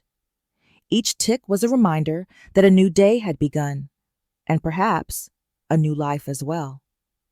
I tightened my grip around the teacup, feeling the warmth seep into my skin. No need for further words. It was simply that, in that moment, I knew. The fear had passed. I opened my palm, where the old key still rested, the metal body worn down, only a faint silver remaining on the serrated edge. The morning light slid across it, reflecting a memory trace that was fragile yet persistent. Dean watched, saying nothing. The wind blew across the porch, making his jacket sway gently. I gently placed the key into his hand. His fingers closed reflexively, slightly trembling. It's yours to open or lock, your choice. He looked at me, his eyes slightly narrowed as if afraid he had misheard. You still trust me, Mom? I never stopped trusting you. I was just afraid that if I said so, you'd think I was interfering. Dean looked down at the key. It rested in his palm, small but heavy with consequence. Perhaps for the first time, he understood why I had never thrown it away. It wasn't about the object, but because it was a witness to mistakes and to the opportunity to redeem them. You don't need to keep it anymore? He asked. I smiled. No.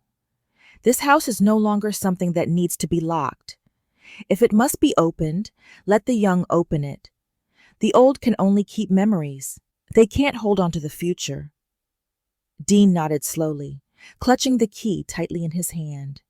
His face tensed for a second, then softened, as if the entire atmosphere around him was thawing. From inside the house, the sound of a door creaking softly. Heather stood in the doorway, without makeup, without a coat, just a thin blanket wrapped around her shoulders. She looked at the two of us.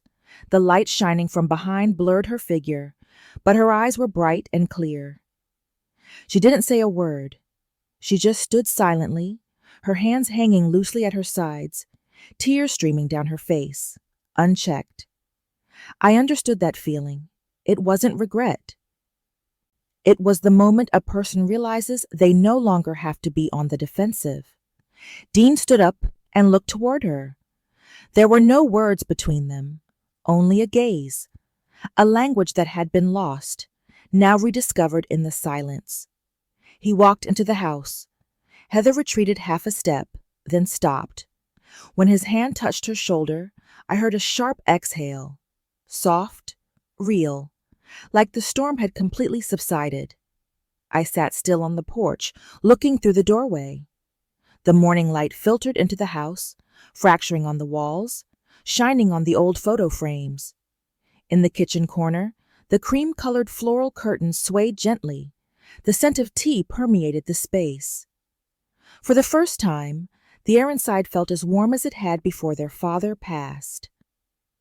Not warm due to temperature, but due to presence, of forgiveness, of what remained unsaid, of people learning how to love each other without needing to win.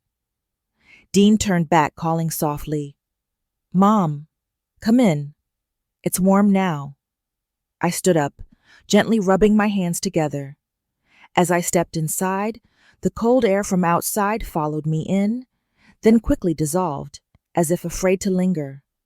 On the counter, the mug of tea I had poured earlier was still full. Dean added hot water and pushed it toward me. "You like mint, right?" I nodded, my heart suddenly tightening over something so simple. The son I thought was lost was now trying to remember every small detail of my life. Heather sat across from me, her eyes still red, but her lips curved slightly. She spoke quietly, as if afraid to break the fragile atmosphere. "Thank you, Mom, for not locking the door forever." I didn't answer. I just held Dean's hand resting on the table, a large, warm hand, smelling of wood and ink, the smell of real life. In that moment, I felt what Charles had once said. Home doesn't have to be big. It just needs to be wide enough for the light to find its way in. I looked out to the porch, seeing the day's first streak of sunlight touch the wall that had cracked yesterday. The light filtered through the fissure, shining onto the floor. Not a scar, but a line of light, thin, trembling, yet beautiful. And I thought, perhaps every house needs a crack like that. So the light knows the way back. The lawyer's office was on the third floor of an old red brick building, right in the center of town. Outside, the snow had melted, leaving puddles on the sidewalk. Inside, the air was warm and quiet, with only the soft scratch of a pen and the steady rustling of papers, the sounds of lives being legally confirmed. Dean and I sat opposite the lawyer at a large wooden table, where every family story eventually had to be reduced to numbers and signatures. On the table was the wooden box, the one I found in the attic, the one Charles had left behind. The elderly lawyer, Mr. Benton, adjusted his glasses, looking at us with the composure of someone who had witnessed hundreds of families unite, dissolve, and then dissolve again. "Are you sure you want to open it here, Mrs. Hawthorne?" he asked. I nodded. There must be witnesses. I want everything to be clear. Dean sat beside me, his hands resting on his lap. Though he tried to appear calm, I saw his knuckles twitch slightly.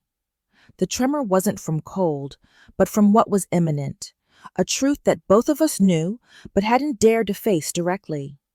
I turned the key and opened the wooden box in front of the witness. The click sounded crisp and final, like the last door being opened. Inside, the documents were neatly tied with the silver ribbon. I placed everything on the table. The lawyer carefully untied the ribbon and took out the papers, one sheet at a time. The light from the window illuminated the first page. The will confirmed. The house belonged to me. My name, Evelyn M. Hawthorne, was clearly printed on the first line, under the section Sole Ownership and Rights to Property. Below that was the supplementary clause, a scholarship fund in memory of Charles Hawthorne to be managed under his name. The scholarship fund was in his name. I read it without blinking, Every word was bright, clear, leaving no room for doubt. Dean was silent. I heard his breath, steady, but each one seemed heavier than the air itself. The lawyer looked up, his voice composed. He prepared this will many years ago, after refinancing the house. The original copy is officially notarized with my seal. I nodded softly. I knew Charles would. Dean clenched his hands. I didn't know anything about this. Mom. He looked at me, his eyes red, then bowed his head and said very quietly, I got lost, Mom. I didn't need him to say more. I understood everything. I recalled the months he worked so hard, the pressure, the long phone calls between him and Heather, the arguments about money, and then the distance between us growing longer each day. He wasn't malicious, just exhausted, and he let that exhaustion lead him astray. I looked at him, not as a judgmental mother, but as someone who had once been lost and knew how much it hurt to find her way back. No one is immune to getting lost, Dean, I said softly. The important thing is that you stopped. He nodded, not daring to meet my eye. I kept thinking I was saving you, but I forgot that you never needed anyone to save you from the very place you chose. No, I replied. I didn't need saving. I just needed to be trusted. The room fell silent. The lawyer bent down to write a few notes, giving us a private moment. Outside the window, the clouds parted, revealing the first streak of pale blue sky after many days. The light shone on the table, passed over the will, and reflected onto Dean's face. I saw him blink rapidly, trying to swallow something caught in his throat. A tear fell onto the paper. It wasn't clear if it came from the teacup or from his eye. He wiped his eye, managing a weak laugh. You still have a way of making me feel small, like I did back then. I returned his smile, light as a breath. Because I never stopped seeing you as the child in this house. No one spoke again. The lawyer signed the copy, his voice low. Charles would be at peace knowing you've both reached this day. I looked out the window, seeing the sunlight slant through the pine trees, glittering on the melting ice. Perhaps he was still listening, somewhere, in every gust of wind, in every word that had just been reread. I looked at Dean. His eyes were still cast down, like a child who had just broken his mother's prized possession. A gentle breeze blew through the window, making the stack of papers on the table tremble slightly. I reached across the short distance between us and took my son's hand. It's okay. The important thing is that you found your way home. I spoke slowly, each word leaving my mouth like warmth escaping into the cold morning. Dean's hand flinched, then grasped mine, tightly, truly, with a slight tremor. A simple truth both of us had forgotten for too long. Between us there was never hatred, only a long road. Neither of us dared to cross first.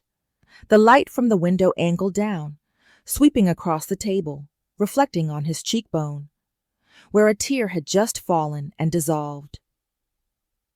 I hurt you, he said softly, not because I wanted the house, but because I was afraid of losing my place in your life. I smiled, shaking my head gently. I never wanted you behind me or in front of me. I only ever wanted you beside me. Dean bowed his head, nodding softly. A sigh escaped him, tired but relieved. From across the table, a chair scraped lightly. Heather sat up straight, her eyes dark, rimmed from sleepless nights. She looked at the will, then at Dean and me, her gaze unusually quiet and clear. Without a word, she removed her wedding ring from her finger and placed it on the table. The sound was small, but distinct in the quiet room. I need to find myself first, she said, her voice hoarse but resolute. Dean turned to her. Heather, you... She raised a hand to stop him. It's not anger. I just forgot who I was while trying so hard to hold on to everything. I thought I was protecting the family, but I was only holding on to fear. She looked at me, her eyes no longer defensive. Thank you, Mom, for not turning me into the enemy. I shook my head. Everyone gets lost. The important thing is knowing the way back, no matter how you get there. Heather nodded, offering a weak smile, a genuine smile mixed with tears. The air in the room shifted, no longer heavy, no longer suffocating. Only the exhaustion of people who had weathered a storm and realized there is no winner or loser, only who dares to forgive themselves. She stood up and picked up her bag. The ring remained on the table, glittering gold in the silver light. Dean stared at it for a long time, as if unsure whether to pick it up or leave it be. I understood. Some things must fall, so people can realize they were holding on too tight. As Heather walked toward the door, I heard the sound of a key in her jacket pocket fall onto the table. A faint clink sounded, light, clear, like a drop of water hitting a lake after the rain. Both Dean and I were silent. The sound of the impact resonated in the room, touched my heart, then faded away like a bell signaling the end of an old chapter. A sound of letting go, no longer bound. Dean picked up the key and placed it in my palm. Keep it, Mom, he said. I think it belongs to you, at least for today. I smiled, grasping the key, feeling the cold metal press against my skin. No, Dean, I whispered. I've held it long enough. Now it's your turn to learn how to open. We stood up at the same time. Mr. Benton gathered the papers, his voice low and gentle. You know, I rarely see a family leave here still looking at each other like that. I smiled, because perhaps we just reread the most important part, the part that wasn't on the paper. Dean opened the door for me. The wind swept in, carrying the scent of damp foliage and the early afternoon mist. The sky today was clear, the clouds thin, as if the world was also signing a will of its own, for those who know how to return. I stepped out first, the light shining on my face. In my hand, there were no papers, no rings, no key, only a lightness that allowed me to hear my own heartbeat. A new beat, a different beginning. I didn't hire a contractor. I painted the walls, patched the roof, and planted flowers with my own hands. The new paint didn't hide the old imperfections, but that didn't matter. I wanted the house to keep a few cracks, a few rough spots, just like me. The wall patches might be uneven, but every brushstroke, every sweep of the roller, made my heart beat clearer. The first morning, I dragged the wooden table out onto the porch, setting up a can of paint, a few brushes, and a cup of mint tea. The smell of paint mixed with pine needles, earthy and strangely pleasant. Every time I raised the hammer to nail a frame, the sound resonated steadily, like a reviving heartbeat. It was no longer the sound of work, but the sound of a life rekindled in the very space that had once suffocated it. The light shone through the new window frames, falling onto the framed pictures in the living room. I wiped all of them clean. The brown wooden frames brightened under the sun. Charles stood there, smiling in our wedding photo, his eyes warm, as if he were witnessing everything from a place not far away. At noon, a few neighborhood children ran over to help. They cheered when they saw me painting the porch steps. Grandma, can we help? I laughed. What can you help with? I'll paint the fence. The others can plant flowers. So they swarmed in, small like sparrows, their hands smudged with paint. Some sang, some laughed. It had been years since this house heard the sounds of childhood again. A blonde girl, about 8 years old, pointed to the old piano in the living room. Can you play the piano? I used to, I said, but my hands are stiff now. I'm learning at school, but I don't have a piano at home, she said, her small finger gently touching the dusty keys. I looked into those bright eyes, and suddenly felt my heart melt. That afternoon, after the children left, I cleaned the keys and opened the lid. Dust motes rose in the slanted sunlight, like smoke clearing from a room that had been silent for too long. I placed my hands on the keys, first a low note, then a high one, then the familiar chord of the old song Charles used to write. The music rang out, sometimes hitting the wrong notes, but it was real. Then I laughed, a sound echoing in the house, not belonging to anyone else, but to myself. From the next day on, the children returned, bringing notebooks, pencils, and eagerness. I set up a few extra chairs, opened the windows, letting the wind and light flow freely inside. I taped a small sign onto the glass door, "Free music lessons for anyone who believes sound can heal." They came regularly. Some didn't know how to read notes. Some just liked to bang on the keys randomly. I let them. I didn't teach like a teacher. I only showed them how to listen to their own sound. One day, a boy named Liam kept hitting wrong notes and started crying. I sat down next to him, placing my hand on his shoulder. "It's okay," I said. "The best music isn't the right music. It's the honest music." He looked up, tears sparkling. "Did you hit wrong notes too?" I nodded. My whole life has been a song with wrong notes, but because of that, I learned how to hear the silence. The children laughed and continued playing. The house vibrated with the chaos of piano sounds, singing, and small footsteps running back and forth. I sat in the corner, watching each of their faces, seeing myself in them, the parts of childhood that time had once taken away. In the evening, I closed the door and turned off the lights. The house was quiet, with only the sound of crickets outside the porch. I leaned back against the wall, breathing out a long sigh. No longer the feeling of staying, as when I first returned, but of living on. In the middle of the night, I heard the wind through the window, imagining someone tapping a beat, steady, patient, like the house's heart. Late afternoon. The sunlight slanted long across the wooden floor, scattering onto the newly dried patches of paint, warm like the house's new skin. I wiped my hands on my apron, looking around.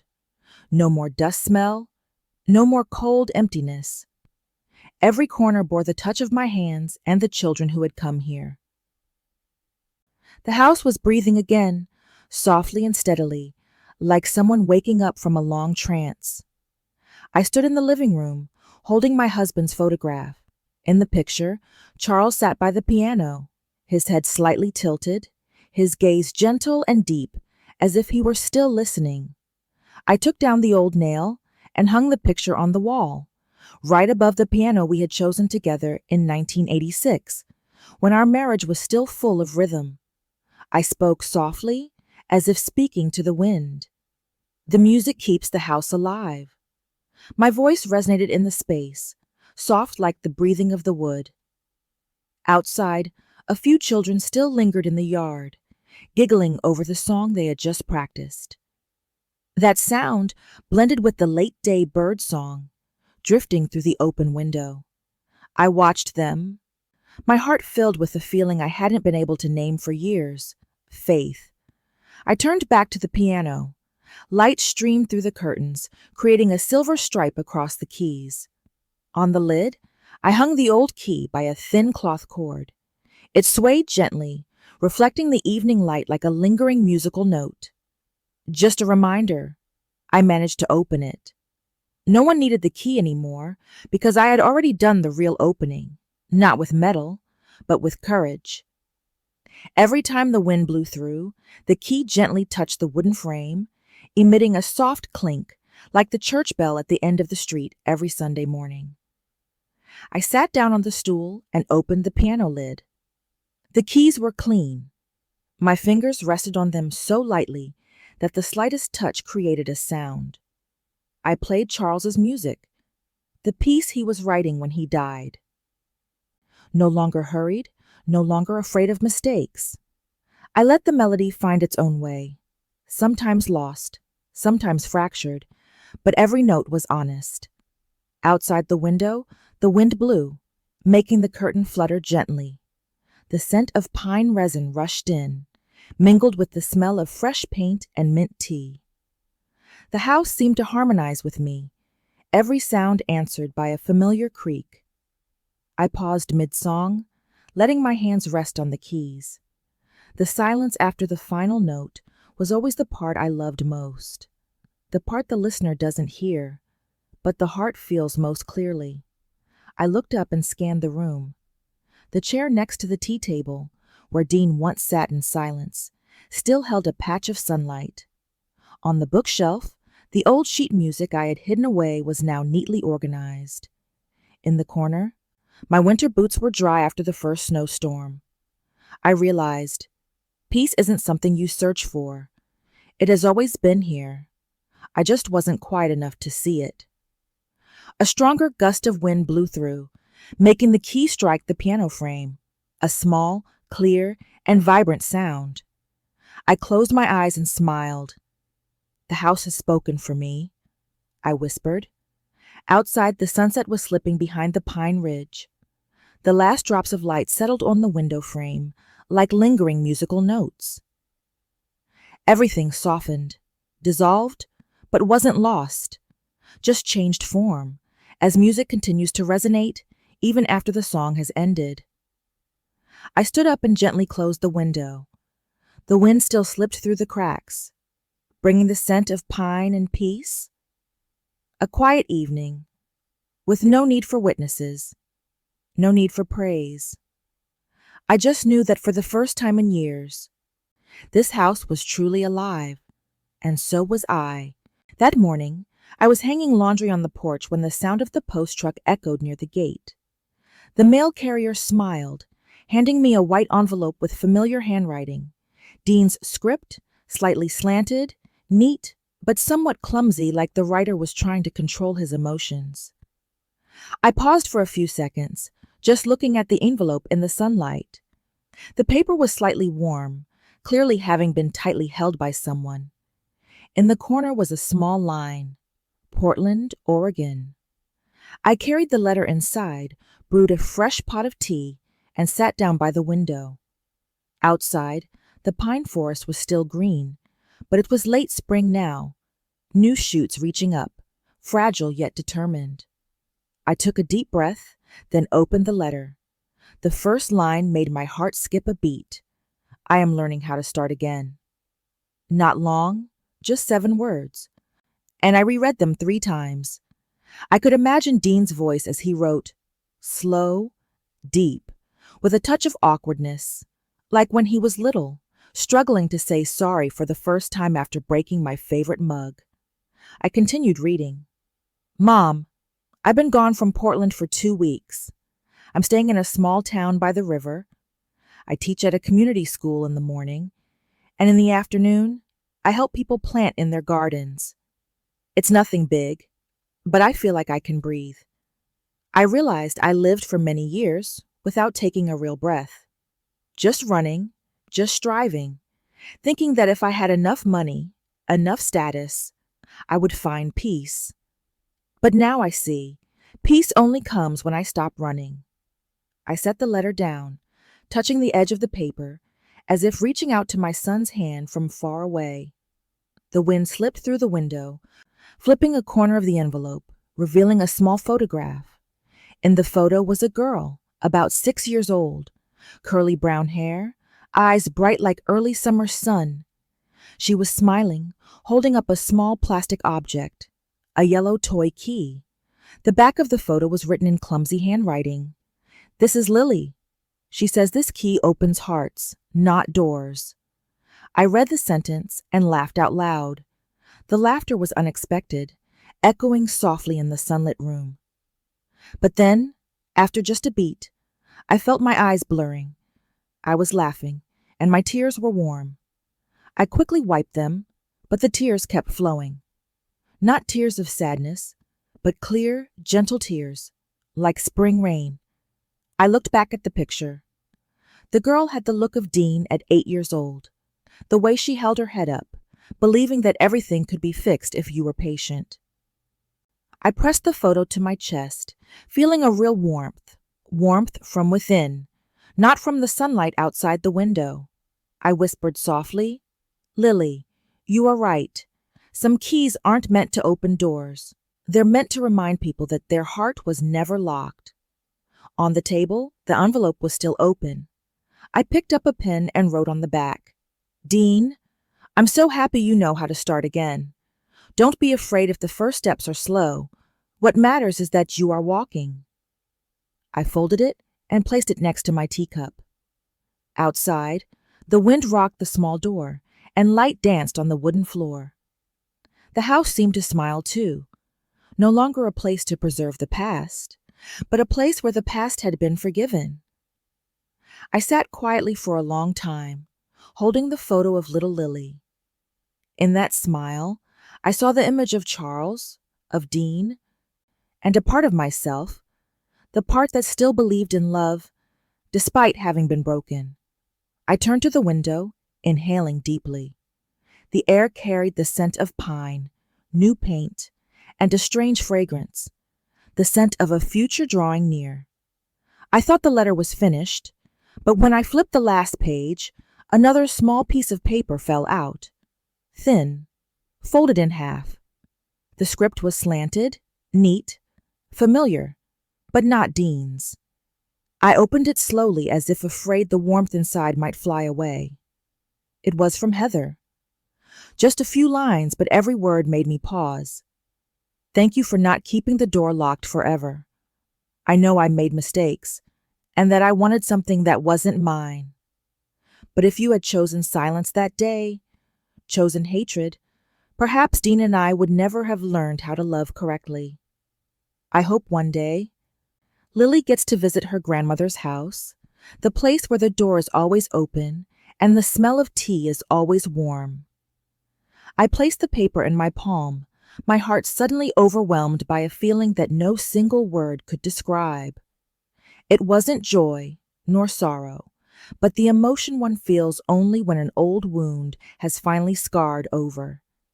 Each of Heather's words felt like a small piece of the past, carefully and sincerely mended. I smiled. Not every door should be locked, and not everyone has the courage to knock again. Heather had done that, and I knew, to write those lines, she had traveled a very long distance. I stood up and walked to my desk, taking a clean sheet of white paper. Under the late afternoon light, I wrote a few lines in a slow, rounded script. There is always a place to return to. Below that, I drew a small, snow-covered house with smoke rising from the chimney, exactly like the house I was sitting in. I sent the image back to Dean and Heather, adding nothing else. Sometimes, a picture says everything. As I sealed the envelope, the sun had already begun to set. The last light shone through the window, coating the piano frame, the photos, and every object in a pale gold, as if they too were reading the letter with me. I walked to the piano, looking at the real key hanging on the thin cord. Right next to it, I hooked a small wooden key, the gift the children made for me in music class last week. 2 keys, one cold, one warm. One could open a door. The other was just for a smile. I hung them parallel, the 2 keys, real and wooden, side by side, like 2 generations. They swayed gently in the breeze, making a small, clear collision sound, like a tiny symphony of time. I stepped back, admiring them in the evening light. The metal key reflected a cold silver. The wooden key shone with a honey-brown color, the color of the earth, of childhood, of small hands that believed music could heal. I thought about Dean, learning how to start again, about Heather, learning how to apologize, and about Lily, the little girl who didn't fully grasp the concept of family yet held its very soul. I realized a family doesn't need to be perfect. It just needs one person to open the door first. The wind sighed softly. The curtains fluttered, carrying the scent of pine and mint tea. The two keys clinked together again, light as a breath. I closed my eyes, listening to that sound dissolve through the room, mingling with the rustling of leaves outside the porch. I thought, if Charles were here, he would understand. What he left behind wasn't the house, but the capacity to love and to forgive. And now, those two keys don't just belong to me anymore. They belong to everyone who has ever lost themselves, and then found the courage to come back. The morning began with a gentle light slanting through the linen curtains, casting thin, stripe-like beams onto the wooden floor like faint musical staffs. I brewed tea and opened the window to let the wind in. The air was fresh, cool, and the scent of pine mixed with the warmth of the early sun made the room feel suddenly different. No longer a place full of silence and regret, but a place genuinely alive. I walked to the piano. The white ivory keys reflected the light, making me squint. For so many years, I had touched it with fear. Fear of memories, fear of wrong notes, fear of hearing my own voice in an incomplete sound. But this morning, I just wanted to play. Not to remember, not to cry, not to tell any story, simply to hear the sound of this life itself. I sat down on the stool and placed my hands on the keys. The sunlight slanted through the curtains, touching the back of my hand, warm and soft.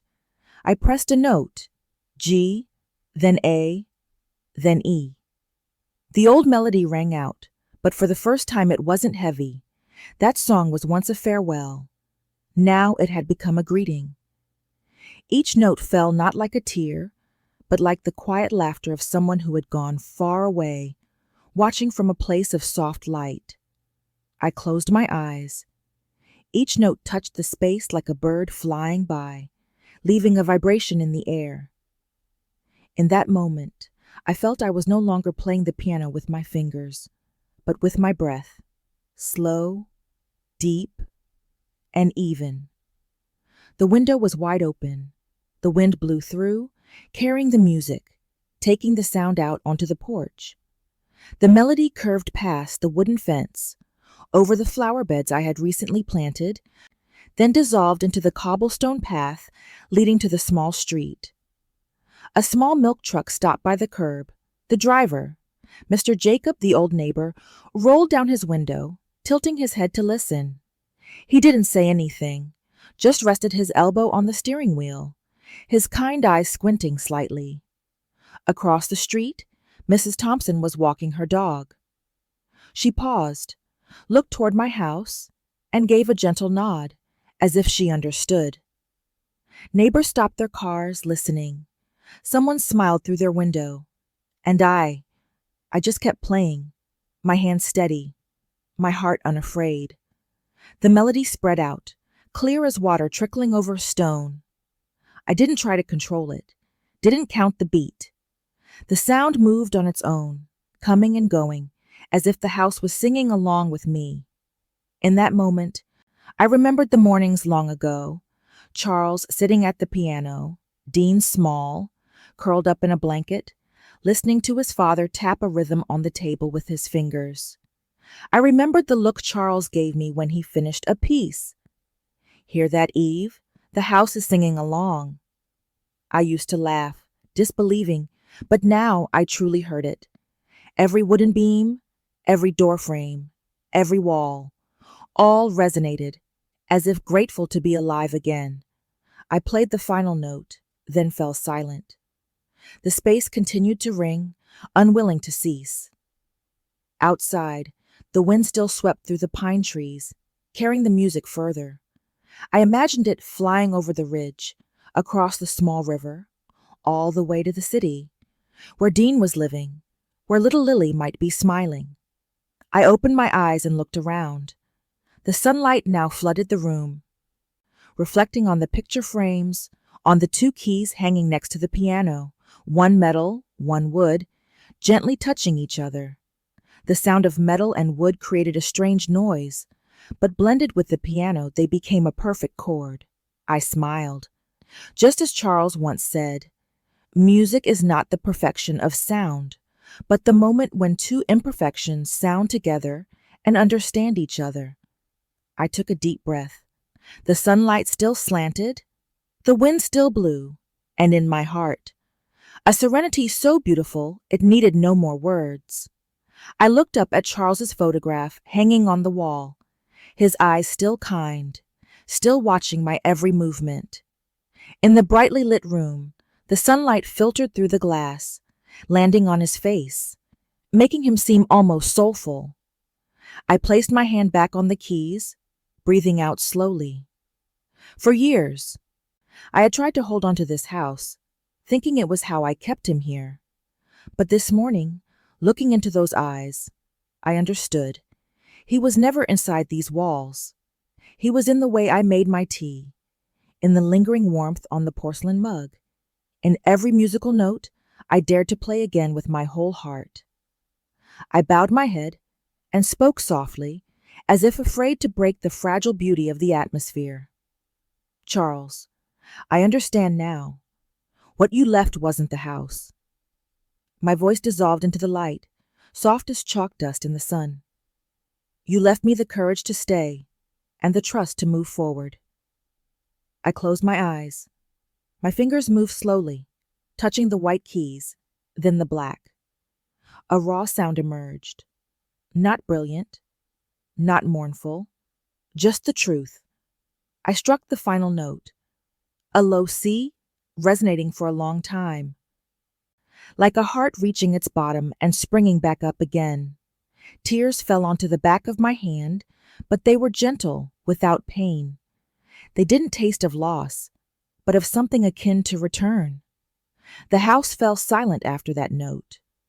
But it wasn't the emptiness of the past. It was the silence of peace, the stillness that only comes when everything has been said without words. I gently closed the piano lid, my hand lingering on the smooth wooden surface. Outside, the sky was changing color. From the direction of the forest, the wind blew in, strong but not cold. The window was wide open, the curtain billowing like a wave. I stood up and walked closer, letting the wind sweep through my hair, across my shoulders, carrying the scent of pine sap and damp earth.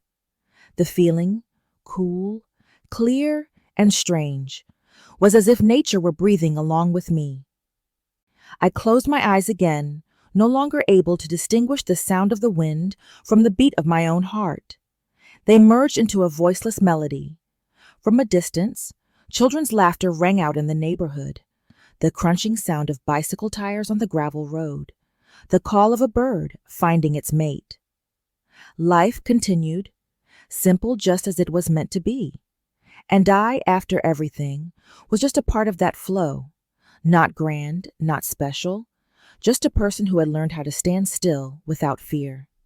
I opened my eyes, looking out at the distant pine ridge. The treetops swayed, reflecting the late-day sun. The light wasn't harsh. It was soft, breaking into thin bands, glittering like a silken ribbon. For a moment, I thought I heard the piano playing somewhere on the porch. Not from my instrument, but from the wind itself. I smiled. Perhaps he was still playing with me, just in a place where there was no longer a boundary between person and wind, between living and remembering.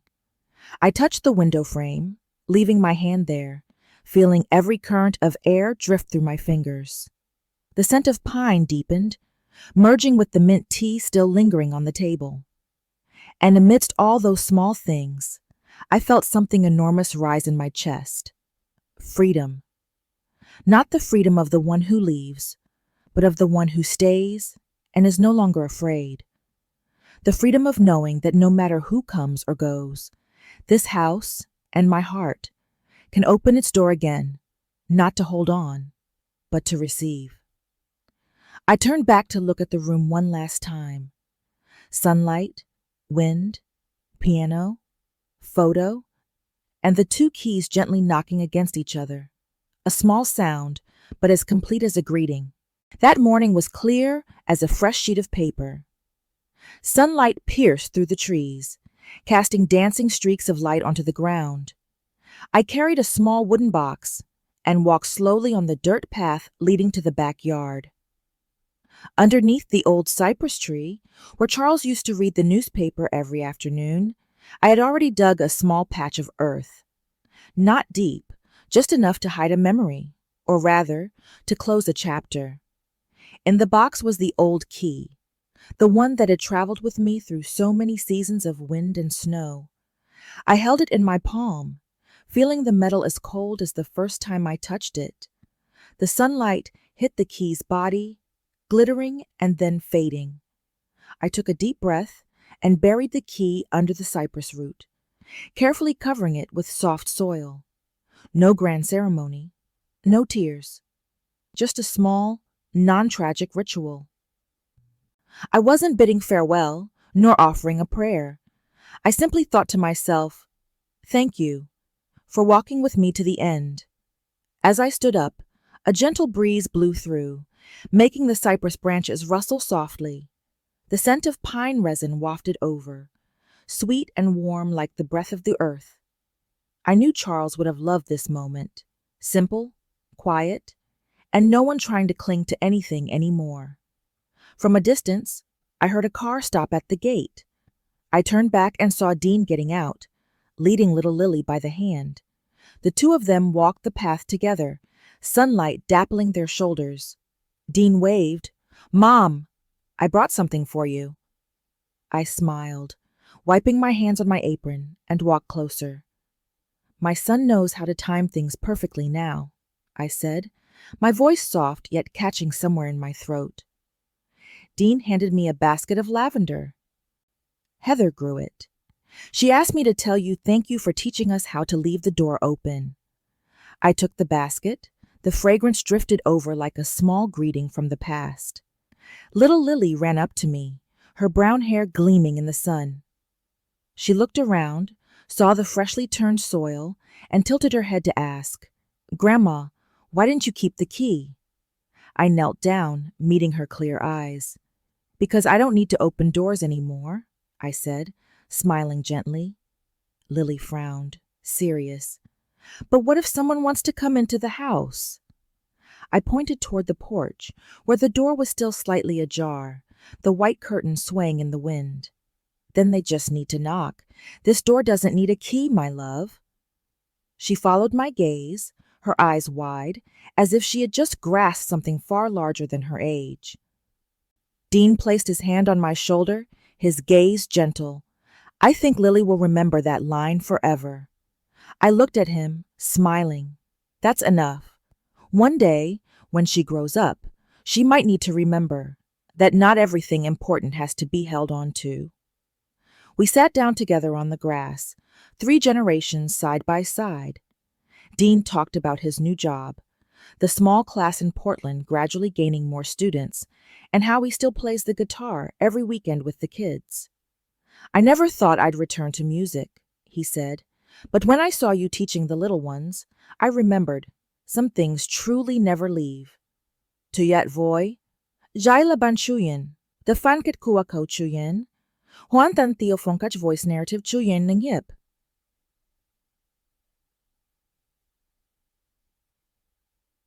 I nodded, gently stroking Lily's hair.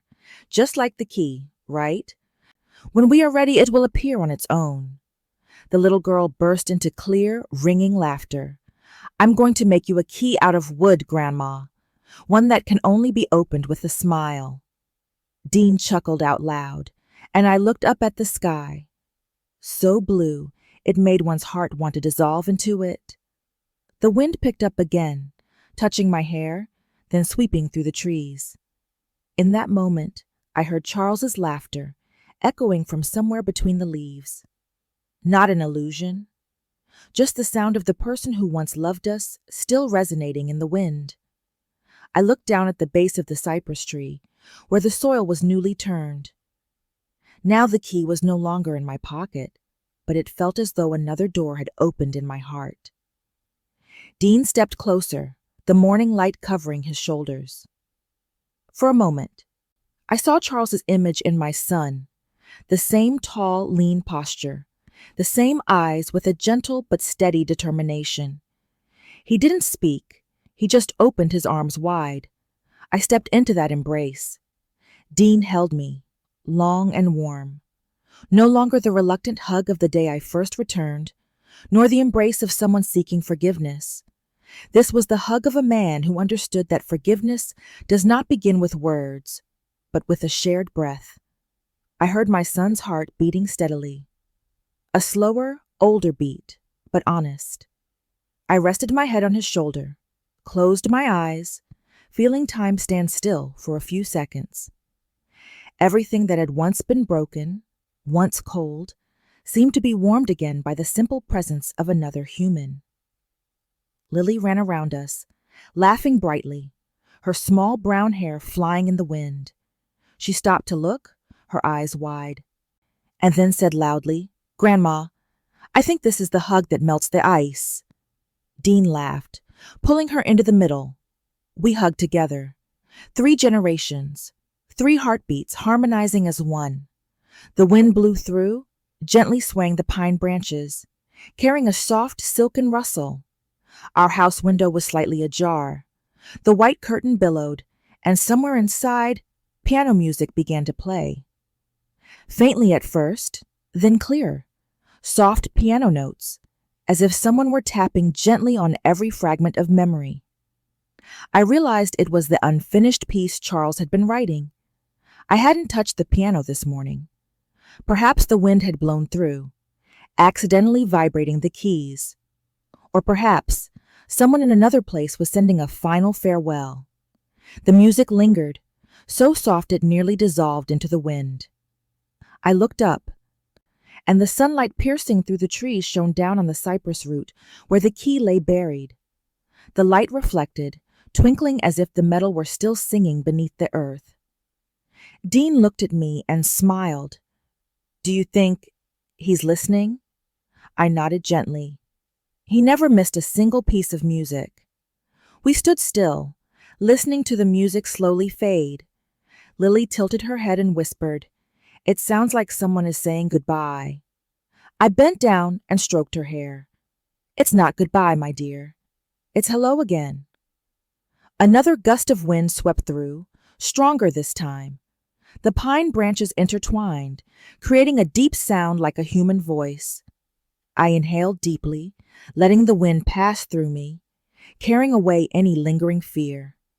The feeling, both pure and boundless, made me understand that everything had closed at the right time. I looked around, the house with its fresh paint, the basket of lavender on the porch, the piano where the light rested. Everything was simply perfect. There was nothing left to fix, nothing left to hold on to. I whispered softly, not directed at anyone, just letting my words emerge with the air. Sometimes the lock isn't on the door. It's in the heart. My voice blended with the wind, dissolving into the light. Dean didn't speak, just squeezed my hand. Lily placed her small hand on top of ours, smiling radiantly. All 3 of us stood there silently, in a morning free of clouds. I felt the sun touch my shoulder, warm and real. The breeze swept across the porch, making the curtain sway gently, giving me the feeling that someone had just passed by and smiled. The music inside rang out one last time, then stopped. Not an end, just the pause between 2 songs. I knew the next piece would not be played by me, but by the next generation, with their own unique sound, built upon the melody I left behind. I turned back to the open door, where the light poured in, golden and bright.